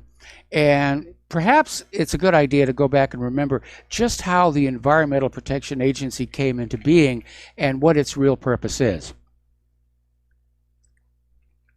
And that goes all the way back to the Nixon years, when Nixon ended gold convertibility. It was called the Nixon shock, and it basically shattered the confidence other countries had that the United States possessed the gold it claimed to have to collateralize borrowing. And so Nixon created the Environmental Protection Agency, and it was sold to you as, we're going to protect the environment. Its real job has been to go on out and take control of vast tracts of your public lands in order to lock them away so they can be pledged as collateral. And it uses a whole bunch of different programs to conceal the true size of the land theft: wilderness areas, roadless zones, wetlands, so forth and so on. But it's really about grabbing chunks of land with natural resources and holding them away from the American people and American business so the government can borrow against it. Good example of that would be the Grand Staircase Escalante Monument, which was declared a national monument, and it locked away a domestic source of low sulfur coal, forcing American companies to go do business with Asian coal suppliers who were campaign donors. And by the way, it actually also violated Utah's statehood agreement, because Utah's statehood agreement said the profit from that coal seam would be used to fund the school's education, the state's education system. And unfortunately, once the Grand Staircase Escalante Monument was declared, Utah had to become dependent on federal education funds, and with it, Common Core. So, alrighty. According to LifeSite News, we've seen this happen before, and it is terrible. Apparently, once again, Kenyan doctors have found anti-fertility chemicals in United Nations tetanus vaccines. More about this when we come back from our commercial break. And aloha, America. Welcome back to our show here, and we're going to go to the phone lines now to Jeff in Minnesota. Aloha, Jeff. Welcome to the show. What's on your mind? Well, number one, I'm from St. Paul, Minnesota, and number two, there's a local paper that comes out free to the racks, like on Wednesday. It's called City Pages, or citypages.com, and they've got a headline story about the Chilean mining company that bought the rights to mine copper and other metals up in the northern Minnesota, and the story of the billionaire owner that purchased the rights to this mine. And, you know, these guys, they never really get around to doing anything until finally it gets done. And in this case, the owner of the company bought a mansion in Washington, D.C. right after Trump got elected. And before he could get the license to rent out an apartment or rent a place out, he rented out to Ivanka Trump and her husband. Okay. So it talks about how the plan is to open up like mines and, staging areas and move the dirt around. And it's right up by the boundary waters. And chances are there's going to be problems because, life disappears in rivers once you have a spill for a while. And, yeah. So it's an interesting story. And so anyway, I haven't called in for a while, but I still listen. And well, thank you very much for the phone call here, and we're going to let you go. Yeah, the problem with mining is that if you don't have somebody who's keeping watch, the mining operation can be very destructive of the environment and toxic downstream. Out in California, of course, is this town Coloma, which is celebrated as the place where the northern part of the gold rush began, Sutter's Mill area. And they still can't drink the water out of the ground because of all the mercury that was used to suck the gold out of the ground. When the panning didn't work, they started drilling down deep and using mercury to suck it all up. But I'm not surprised to hear about what's going on with this copper mine. You grease the right politicians' hands and they just look the other way.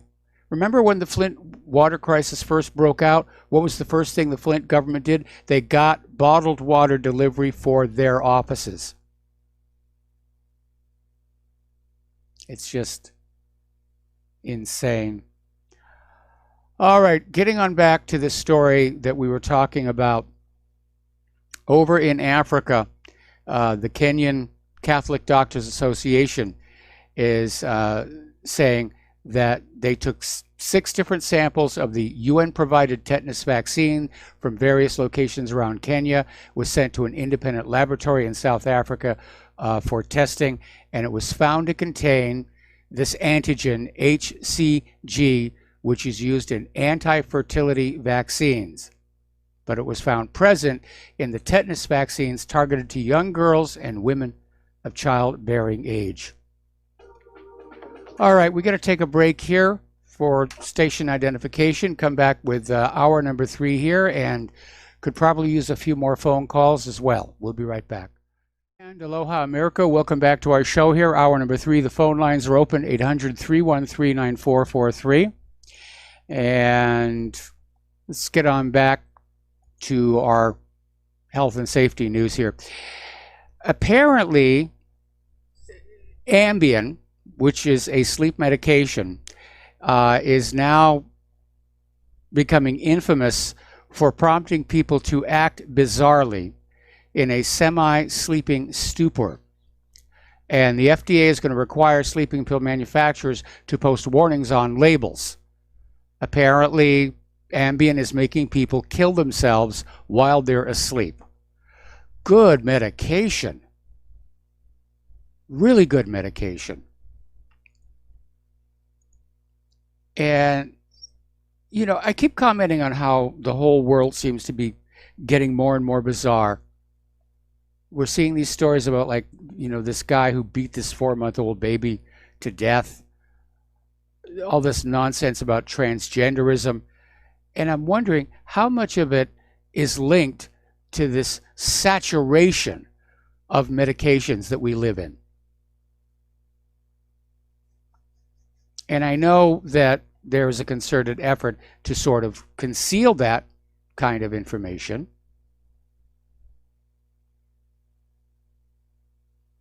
But how widespread is it really? Are we doping ourselves into bizarre behavior? We know that there's a problem with prescription antidepressants. Now they're telling us there's a problem with sleeping pills. Okay. Over at Tucker Carlson, they've had a little bit of a tiff with Babbel, who's one of the companies that advertise on the Tucker Carlson show. And Babbel is a language learning app. And they basically picked a fight with Tucker Carlson, and Fox News responded by blasting them as a minor advertiser, accusing them of teaming up with intolerant partisan activists. So the official Twitter account for Babbel publicly blasted Carlson's show and his fans as repugnant and at odds with our mission and values. If you saw our ad on Tucker Carlson's show, you're right to be upset. We are too. And Babbel said they're blacklisting the show. So basically getting around all of the talk here. What we're looking at is the company whose entire business model is based on improving speech for those learning new languages admits they're not big fans of free speech. And that's a very bad place to be in. Okay, if you thought winter had come and gone, think again. Over in Colorado, another blast of snow on that Front Range. Gosh darn that human-caused global warming. I think it should be obvious to everybody. The winters are getting longer. They have been. Spring comes later. The growing seasons are shorter. There's much more snow and therefore much more floodwater. The climate is changing, and we had nothing to do with it. We human beings. It's the sun. It's a new Maunder minimum.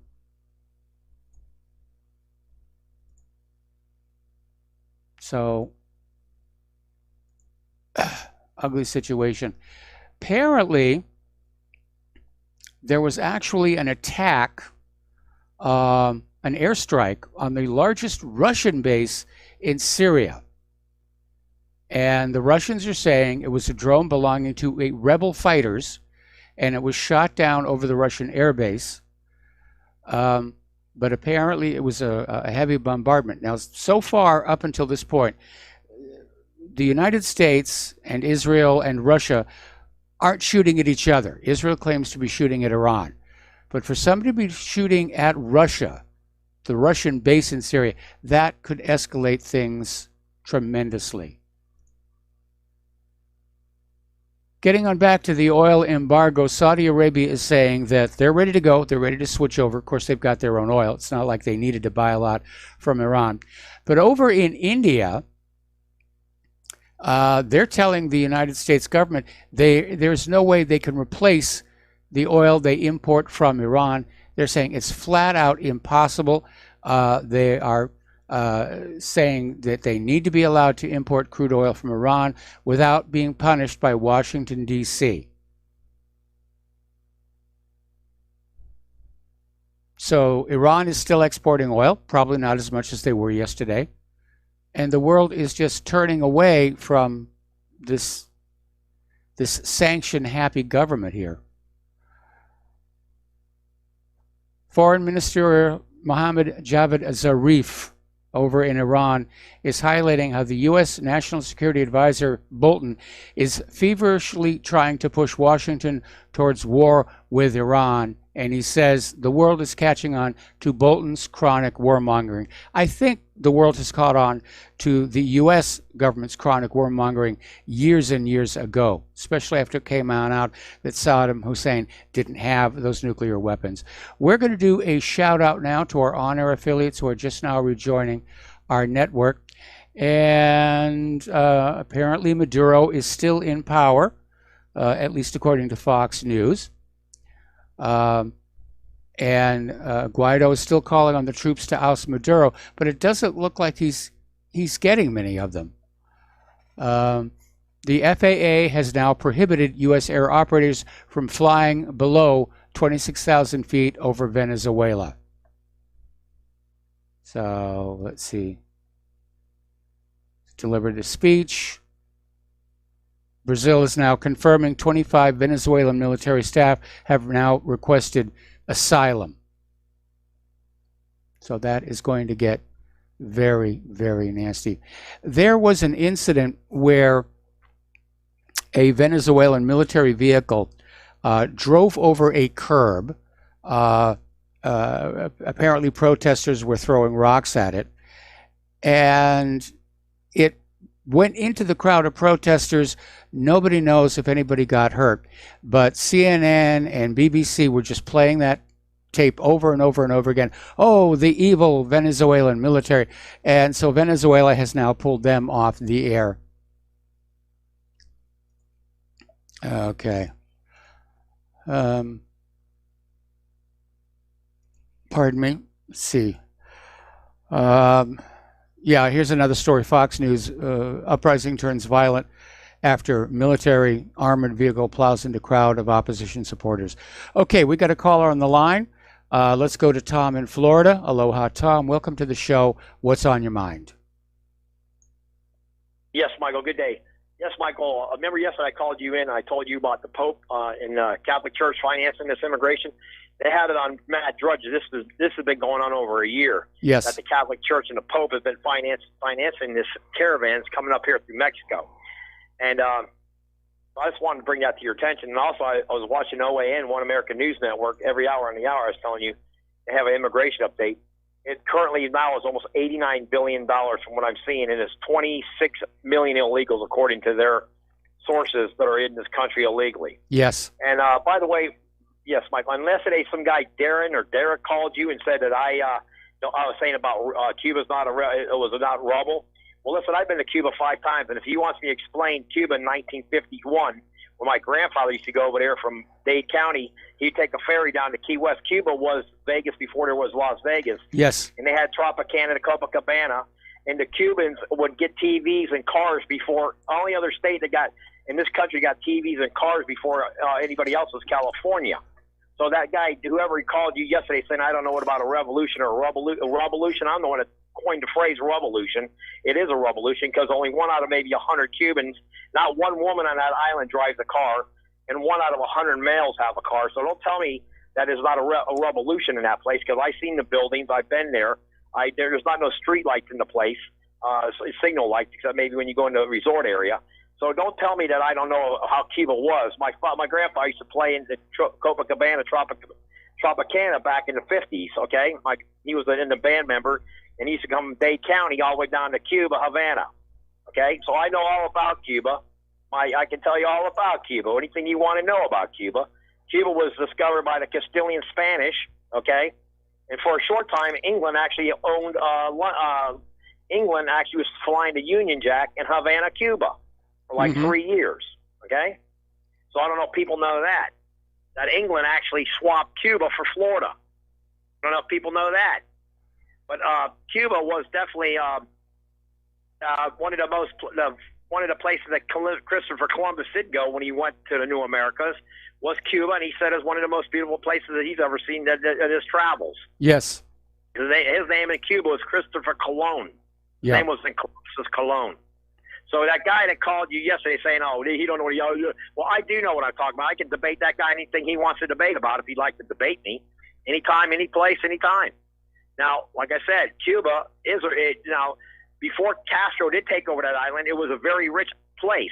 Yes. It had everything before. Well, no. Okay, because back when Batista was running the place, for the elites, they were very wealthy. They had interest in the hotels. They were connected with organized crime. But the reason Batista was supported by the United States is he was willing to sell Cuba's agricultural produce to American companies like United Fruit and PepsiCo at below market rates. And this drove the ordinary Cuban people deeply into poverty. And that was why Castro enjoyed the popular support of the people when he finally had the revolution. So, Did you know, Michael, in Cuba before we went to Hawaii and got the pineapples? You know where all the pineapples were coming in from the United States coming from? Cuba. Cuba had better pineapples actually than Hawaii. The pineapples actually were a little bit sweeter according to what I was told. I never really tried a Cuban pineapple, but I was told that was the biggest place to get pineapples, definitely into the eastern United States, east of the Mississippi. Well, So the reason for the difference in sweetness has to do with shipping times, because in order that the pineapples grown here in Hawaii not go bad while they're being sent to the west coast of America, they're harvested a little bit sooner, and so they're not as sweet. For local consumption here in the islands, they will grow what are called the sugarloaf pineapples, which are harvested at exactly the perfect time for maximum sweetness. That is correct. And I don't know, yesterday the guy said, I don't know. Well, let me tell you, the sugar, most of the sugar up until like 1955, a good percentage of the sugar was grown in Cuba that was shipped to eastern United States. Yes. I don't know about west, but I know a lot of the sugar was coming from Cuba. If you've been to Cuba, you can see the soil looks a lot like in some areas, like the Georgia clay that they have in Georgia. You actually think you're in Georgia in some parts of Cuba. I can tell you that. It looks a lot like Georgia. Now, as far as the revolution with Castro, well, Cuba was doing just fine financially. Castro, what happened, Michael, is, and I'm sure you're aware of this. If you're not, I'll make this aware to you. A lot of people were coming in from Haiti and Jamaica back in the early 1910s and 1920s. Yes. Are you familiar with that? Not really. I'm not that much of a student that far back. Well, believe it or not, Haiti is very close to Cuba. It's yes, like that part I knew. Stretch, yes. And Jamaica is not that. I think Jamaica is like, I think it's 70, 80 miles. I can't remember the exact number there, but a lot of people in the early 19th to turn of the century from those areas were coming into Cuba. Because Cuba at one time was it had Indian population, of course. They were the natives of that island, the Hathaway. They call it Hathaway. They even actually have a beer called Hathaway beer. There's another group, I can't remember them right offhand. But Cuba is very interesting because the Spanish, when they were coming to the Americas, that was really one of their main stops, Cuba. Yes. That was one of their main dropping off points. So, Cuba has a lot of history, a lot of architectural, some great churches that they did back in the, in the late 1700s, 1800s. It's an amazing place in the geography of the place. But that guy was saying that, well, listen, Cuba was doing just fine until Castro came up into power. They were doing wonderful. However, a lot of people were illiterate in the 50s. So that's why Castro was able to manipulate that. Remember, Che Guevara, Michael, I know you know this. He was not a Cuban. Yes, that I knew. Around with these, in Cuba, they have Che everywhere. And I'm like, this guy, and if you know anything about Che Guevara, okay, he was not a Cuban. He's an Argentinian, and he was not a good person, okay? Yes. You look at his history. I'm not even going to say that on air. You can find that out, and you can discuss that with yourself. But Che Guevara was pretty wicked as far as he was able to do to that island, okay? Yes. Believe it or not, before Castro took power, Cuba actually had some very elite golf courses. And like you say, the well-to-do people would go over there from the United States or anywhere in the world, actually. It was like a paradise, as far as vacationing. Well, they had a lot of golf courses. And they had an article in the Golf Digest about 3 years ago that I read. It was very interesting. Raul Castro, Emilio Cienfuegos,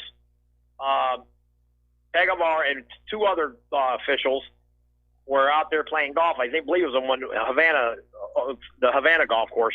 And because Castro lost, he said, close all the courses down and tear them up and, and bulldoze them down. They only kept, I believe, one course open. And that was in Rivero, maybe some other little course. Basically, because he lost a round at golf to Che Guevara, you can read that. It was in the Golf Digest. And I basically believe it. He tore the golf courses up in Cuba, which actually had like couple major nice courses over there. A lot of the old pros would go over and play with. Well, I can understand where Castro would have had support for that. I mean, there are a lot of people. We're an island like Cuba, and it gets very crowded here. And there are a lot of people who are wondering, why does every single military base have to have its own private golf course? And there have been a lot of calls for these golf courses to be basically shut down and the land returned to the people of Hawaii. To give us a little bit more living room. And so I can understand where Castro may have been coming from on that one. Michael, one more thing before you let me off there. I know you're going to get me. You had one caller that called in yesterday. He made a really great, interesting point yesterday to you after I called. I listened. He was talking about why are we worried about Venezuela when we really should be working to aim at Mexico? Why are we not sealing that border and taking 50 miles of off their border, off our border and their border, and just seal it off and put whatever we have to do to stop this immigration invasion? Why hasn't Donald Trump or any president in the last 20 years stopped this illegal invasion, Michael? Why? Why is this continuing? That's an excellent question. And we know that Eisenhower was able to stop the illegal immigrant problem. Hungary just demonstrated how well a fence can actually work. Yeah, they're being brought into this country for some reason, and I don't know why. Is it for more cheap labor? Is it because somebody thinks they can be turned into soldiers for the coming World War? But it is an absolute failure to secure our border. And that caller yesterday was absolutely right. Instead of mucking about in Venezuela, which is really all about the oil and the currency it's sold in, we should be taking care of this nation, and we're not. In fact, that seems to be kind of a situation with the government as a whole. They can't fix the problems here in the United States, so they're going to show how butch they are by going on out and mucking about with other people's countries. You're right, Michael. Michael, what about John J. Pershing? Didn't John J. Pershing chase Pancho Villa into Mexico, way deep in Mexico, with Pershing and General Patton? I think Patton was part of that, wasn't he? I don't recall that Patton was part of the situation with Pancho Villa. I'd like to look into that. I thought I heard that Patton was actually, when he was a young man, he had to go fight against Pancho Villa.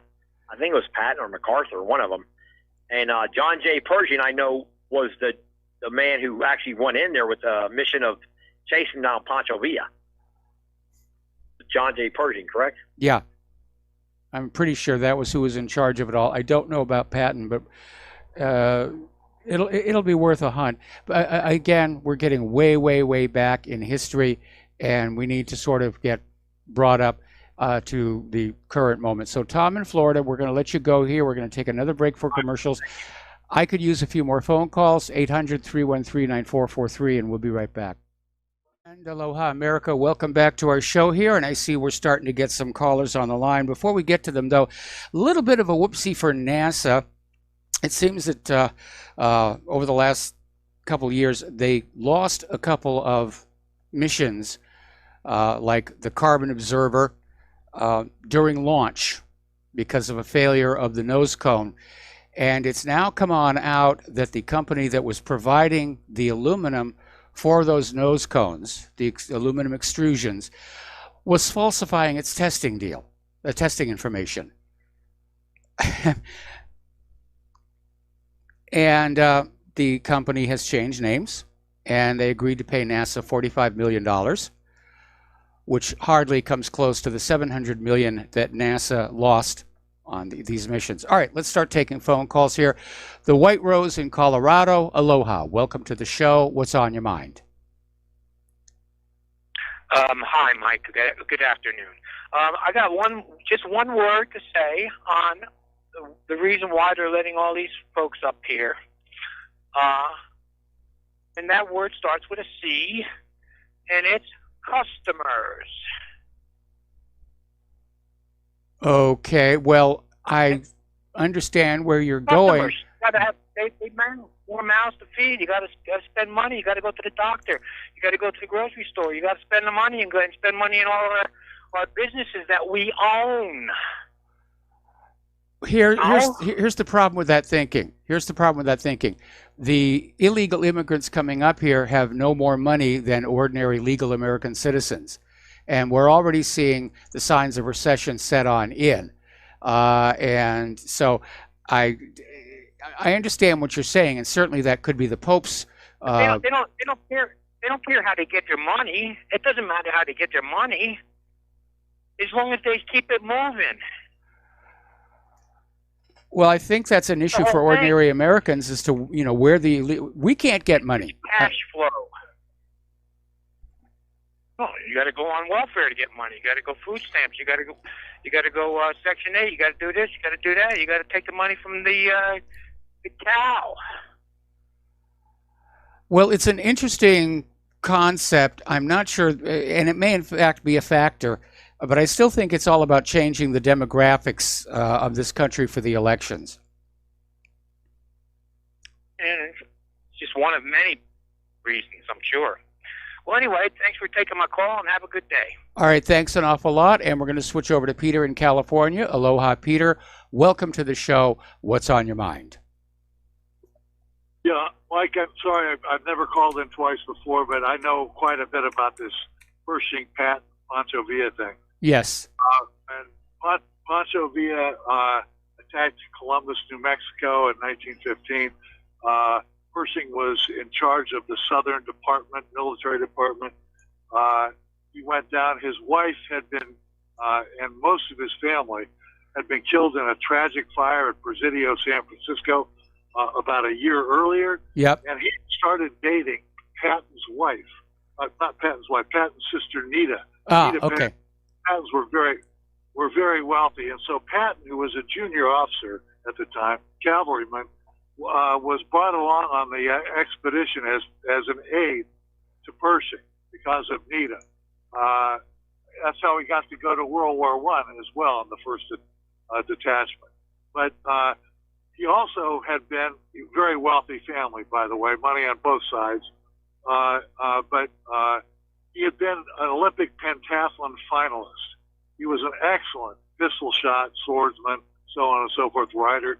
Yep. And he was hard to restrain as Pershing's aide, and so he kept going out on patrol. And on one of these patrols, which was done in an old car, he and a couple of soldiers ran into Pancho Villa's right-hand guy, and instead of a military engagement, it was almost like a gunfight in the Old West.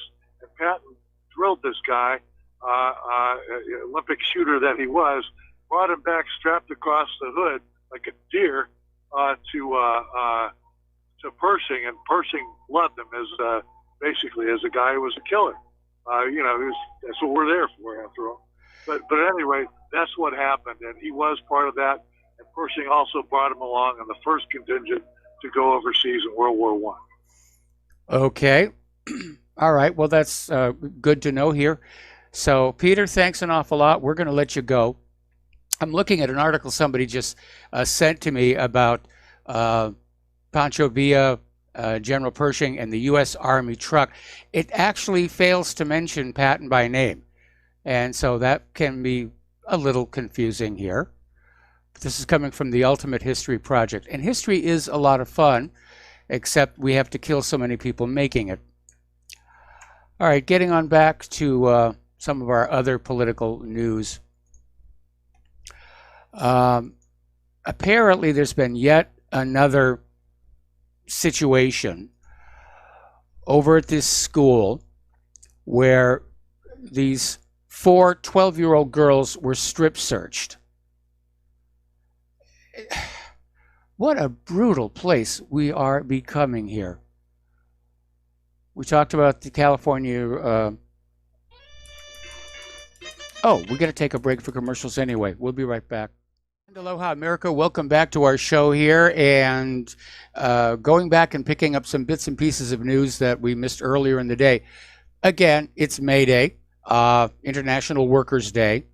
And of course, here in this country, they don't make a big deal about it because for my generation growing up, it was inextricably linked with the Soviet Union, which has a big parade every May Day. Big parade. And it's a major holiday for them. So apparently over in France, they were having their May Day celebrations. And apparently extremist demonstrators tried to intrude and basically confront the yellow vests, and it triggered a riot. That poor city, have they not suffered enough over there? Poor us, the human race, have we not suffered enough already? Carol Markowitz is out there with a comment saying about all these Democratic candidates out there saying, well, they're fine with a woman president. She's saying, okay, drop out. Makes sense. Representative Ilhan Omar, I think, is self-destructing before our eyes. She's out there saying, America is not going to be the country of white people. Well, Representative Omar, we're supposed to be a country that doesn't pay attention to things like skin color. And I would urge you to read the speeches of one Martin Luther King Jr. But Omar is out there basically fanning the racism and illustrating that's all the Democrats have to campaign on. Reparations, racism, global warming. Story coming out of Investment Watch blog here. Apparently, the effort at globalization of the economy is failing. And the U.S.-China trade deal won't solve that, according to experts. Well, the globalization process required a certain amount of, shall we say, cooperation and willingness to get along. And so it isn't that globalization is failing, it's being hacked to death by U.S. economic policy. And these other countries, they don't want to deal with us anymore. Apparently, last year, Subway closed more than 1,000 of their locations. And that's a shame because it was one of the healthier places you could get a quick meal. Apparently, the turmoil down in Venezuela is actually causing oil prices to drop. Apparently, the U.S. crude build outweighs the Venezuela turmoil.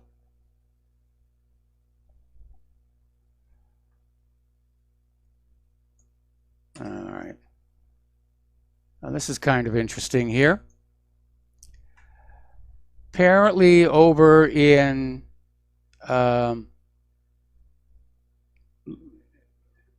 give me a second. Yeah, this is New York. I thought it was New York here. Apparently, the city of New York is closing 2 Williamsburg yeshivas that allowed unvaccinated kids to attend class. Now, I know this is a hot button issue, mandatory vaccines or not. The problem here is that during Passover travel to Israel, a lot of people picked up measles and they're bringing it back with them. And yesterday there was this article where this rabbi came on out and said, well, the measles thing, it's going to lead to anti-Semitism. They're going to blame us. But it was a problem. And they're claiming a medical/religious exemption. Bill de Blasio is pushing the mandatory vaccines. It's coming to loggerheads. And so it's going to get very, very tense. And I'm sure that we're going to see Israel supporters screaming that it's discriminatory, that it's anti-Semitism, blah, blah, blah, blah, blah, blah, blah. Over in British Columbia, the authorities are threatening to arrest a father if he dares refer to his trans child as her real sex. In other words, she was born a girl. She wants to be a guy, or thinks she wants to be a guy. Somebody convinced her she wants to be a guy. And if the father dares call her she or her, he's going to get arrested? That is a little bit out there.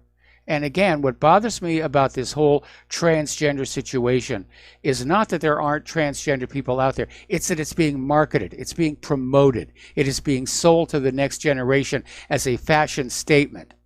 And there are other people out there researching this who are saying, yeah, there are groups that are literally going into the schools and trying to tell kids, you want this. You want to be the other gender. You want to be fluid. You know, you don't want to be just what you were born as, that you have a right to be a different gender. And in this case, a lot of this does go back to what the caller was saying about the possibility of immigration. It's about customers. They're creating customers for a machine that hormone treats and then chops up little kids. That's what it's all about. I think I mentioned yesterday that Russia Today put out a documentary about people who've gone through this whole process of hormone treatments and surgery, and they come out the other side. They're unhappy. Their problems haven't been solved. They want their original sex back. And I imagine that's going to be virtually impossible.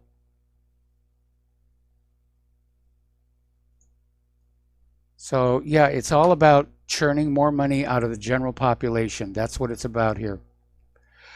Okay, one of the teenagers from Covington Catholic School, remember that confrontation in front of the Lincoln Memorial where this Native American activist got into the face of these kids and just started pounding his drum, trying to provoke a reaction, which he did not get. And the media went ballistic. Oh, these Catholic white kids, they were being abusive, they were being racist, and it turned out, again, to be a load of nonsense.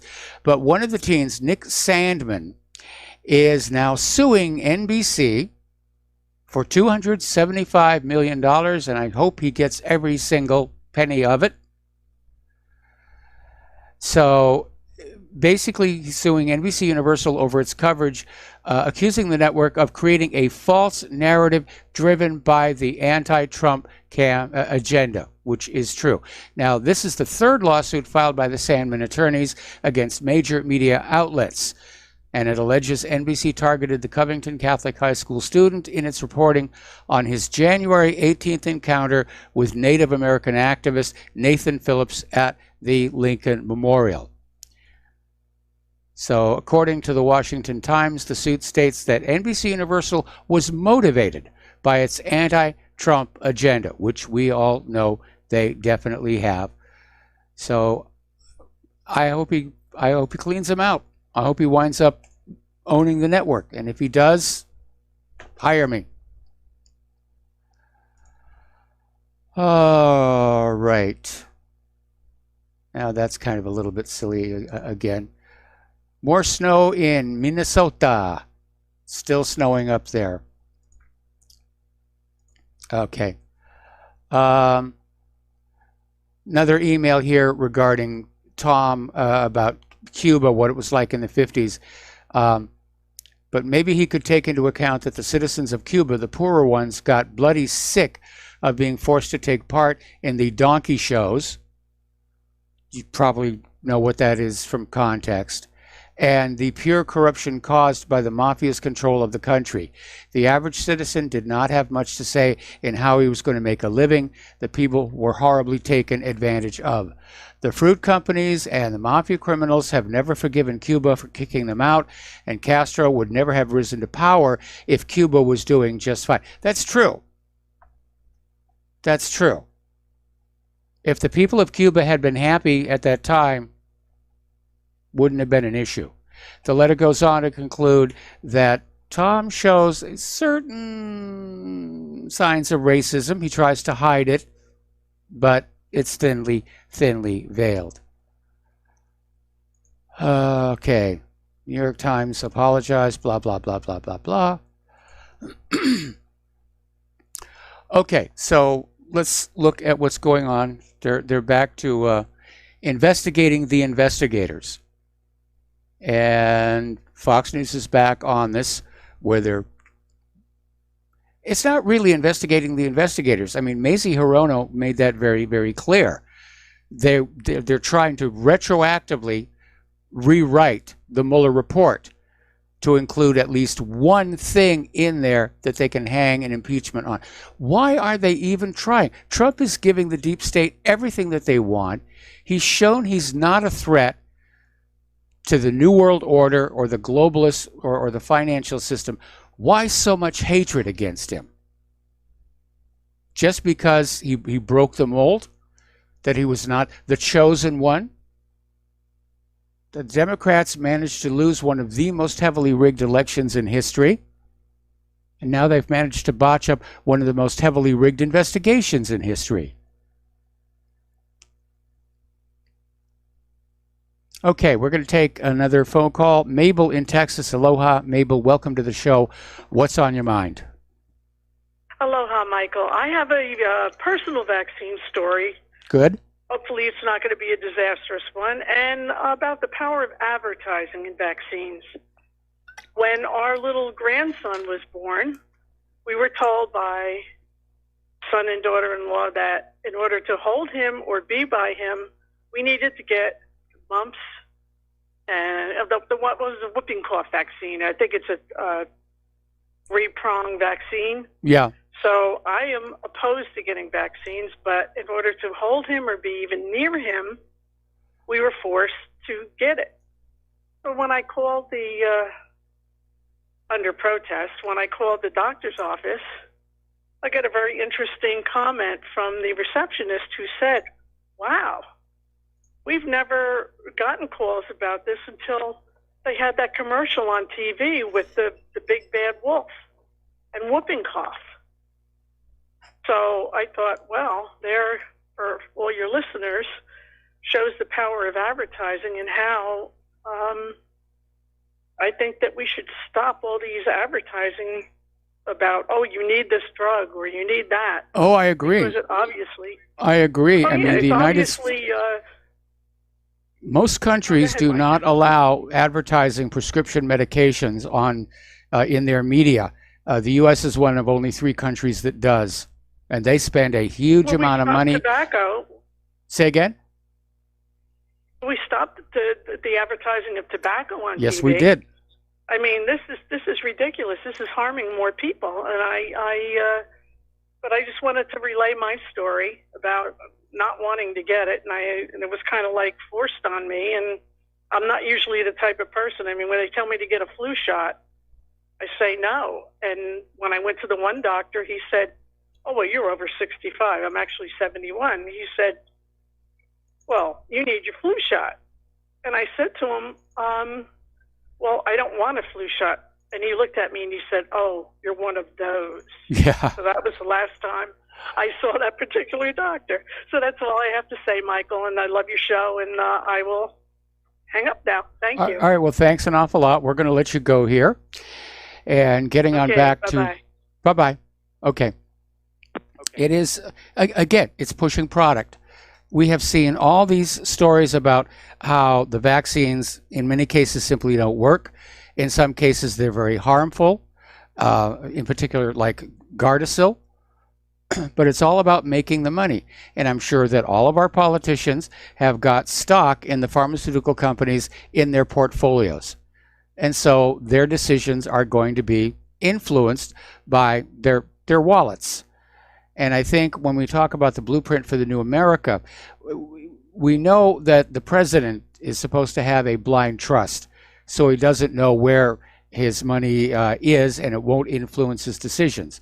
In the case of the Clintons, we know they kind of fudged on that, and that's why Vince Foster got killed. In the case of Donald Trump, his money is under the control of his immediate family, but he can see clearly what it is that they're doing with it. But I think a blind trust is a really good idea, not just for the president, but for every single member of Congress, so they don't let personal financial interest sway their votes. I mean, we saw that back in 2008 with TARP, the Troubled Asset Relief Program. And they voted it through not to save the American people, but to save their own stocks, their own stock portfolio. They were voting themselves a safety net at your expense.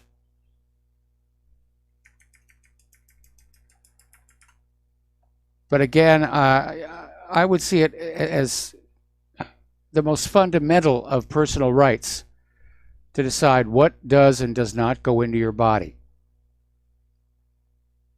Now, I understand the argument that's out there. If there was an outbreak of some major pandemic, if Ebola was loose in the country, would you get the Ebola shot? Okay, ask me when Ebola is loose in this country, because we have been hearing these dire doomsday warnings about a coming pandemic coupled with a demand that we buy vaccines for decades, and it hasn't happened. Back in 2009, they were doing this when the pig's fly flu was a flu that had human, porcine, and avian DNA in it, and they said, "Oh, it's going to be a disaster. It's going to be terrible," and it turned out to be less severe than the ordinary seasonal flu. And now we're finding out that the ordinary seasonal flu, in many cases, isn't even flu itself. It's called a flu-like illness, which is why the flu shots don't really work. But they're going to go on selling them. They are definitely going to go on selling them, because it makes money, and that's what it's really all about. Okay, we got to take a break for commercials. We'll be right back. And aloha, America. Welcome back to our show here, final segment of our program today.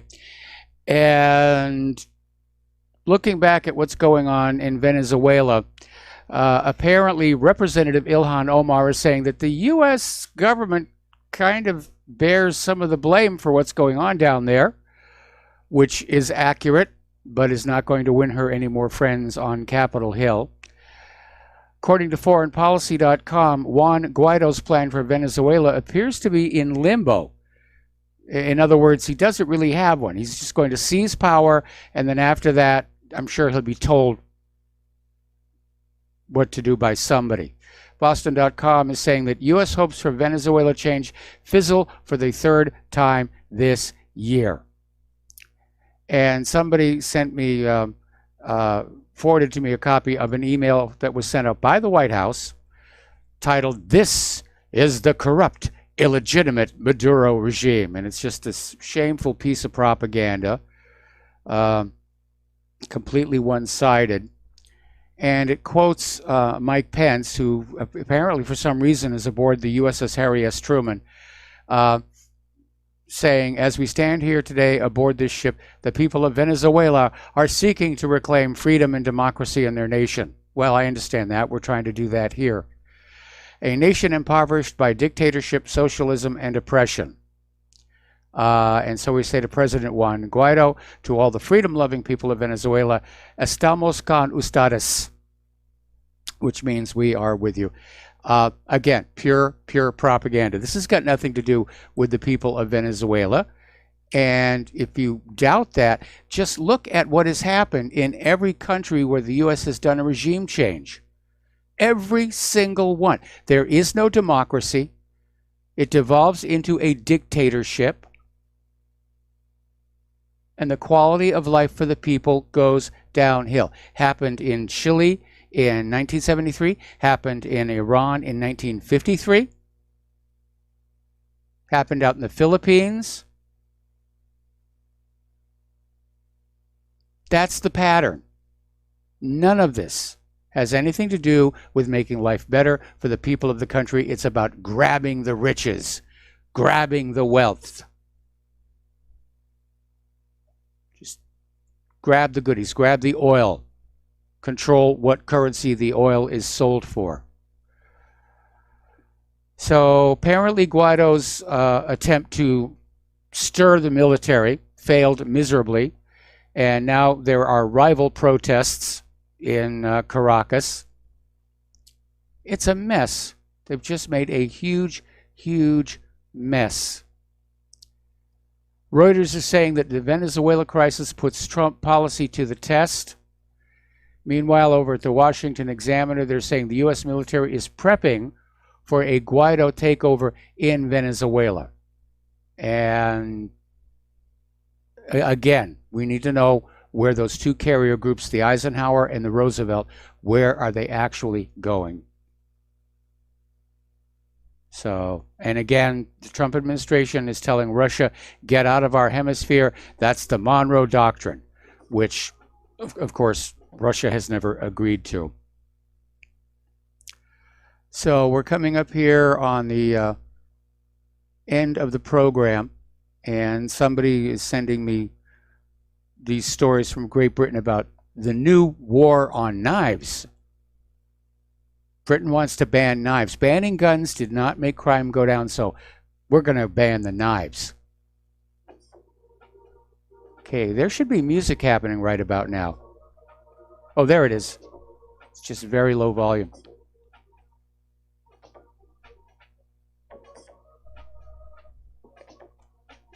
Hang on a second. There we go. Okay, so stay tuned for John Stadmiller.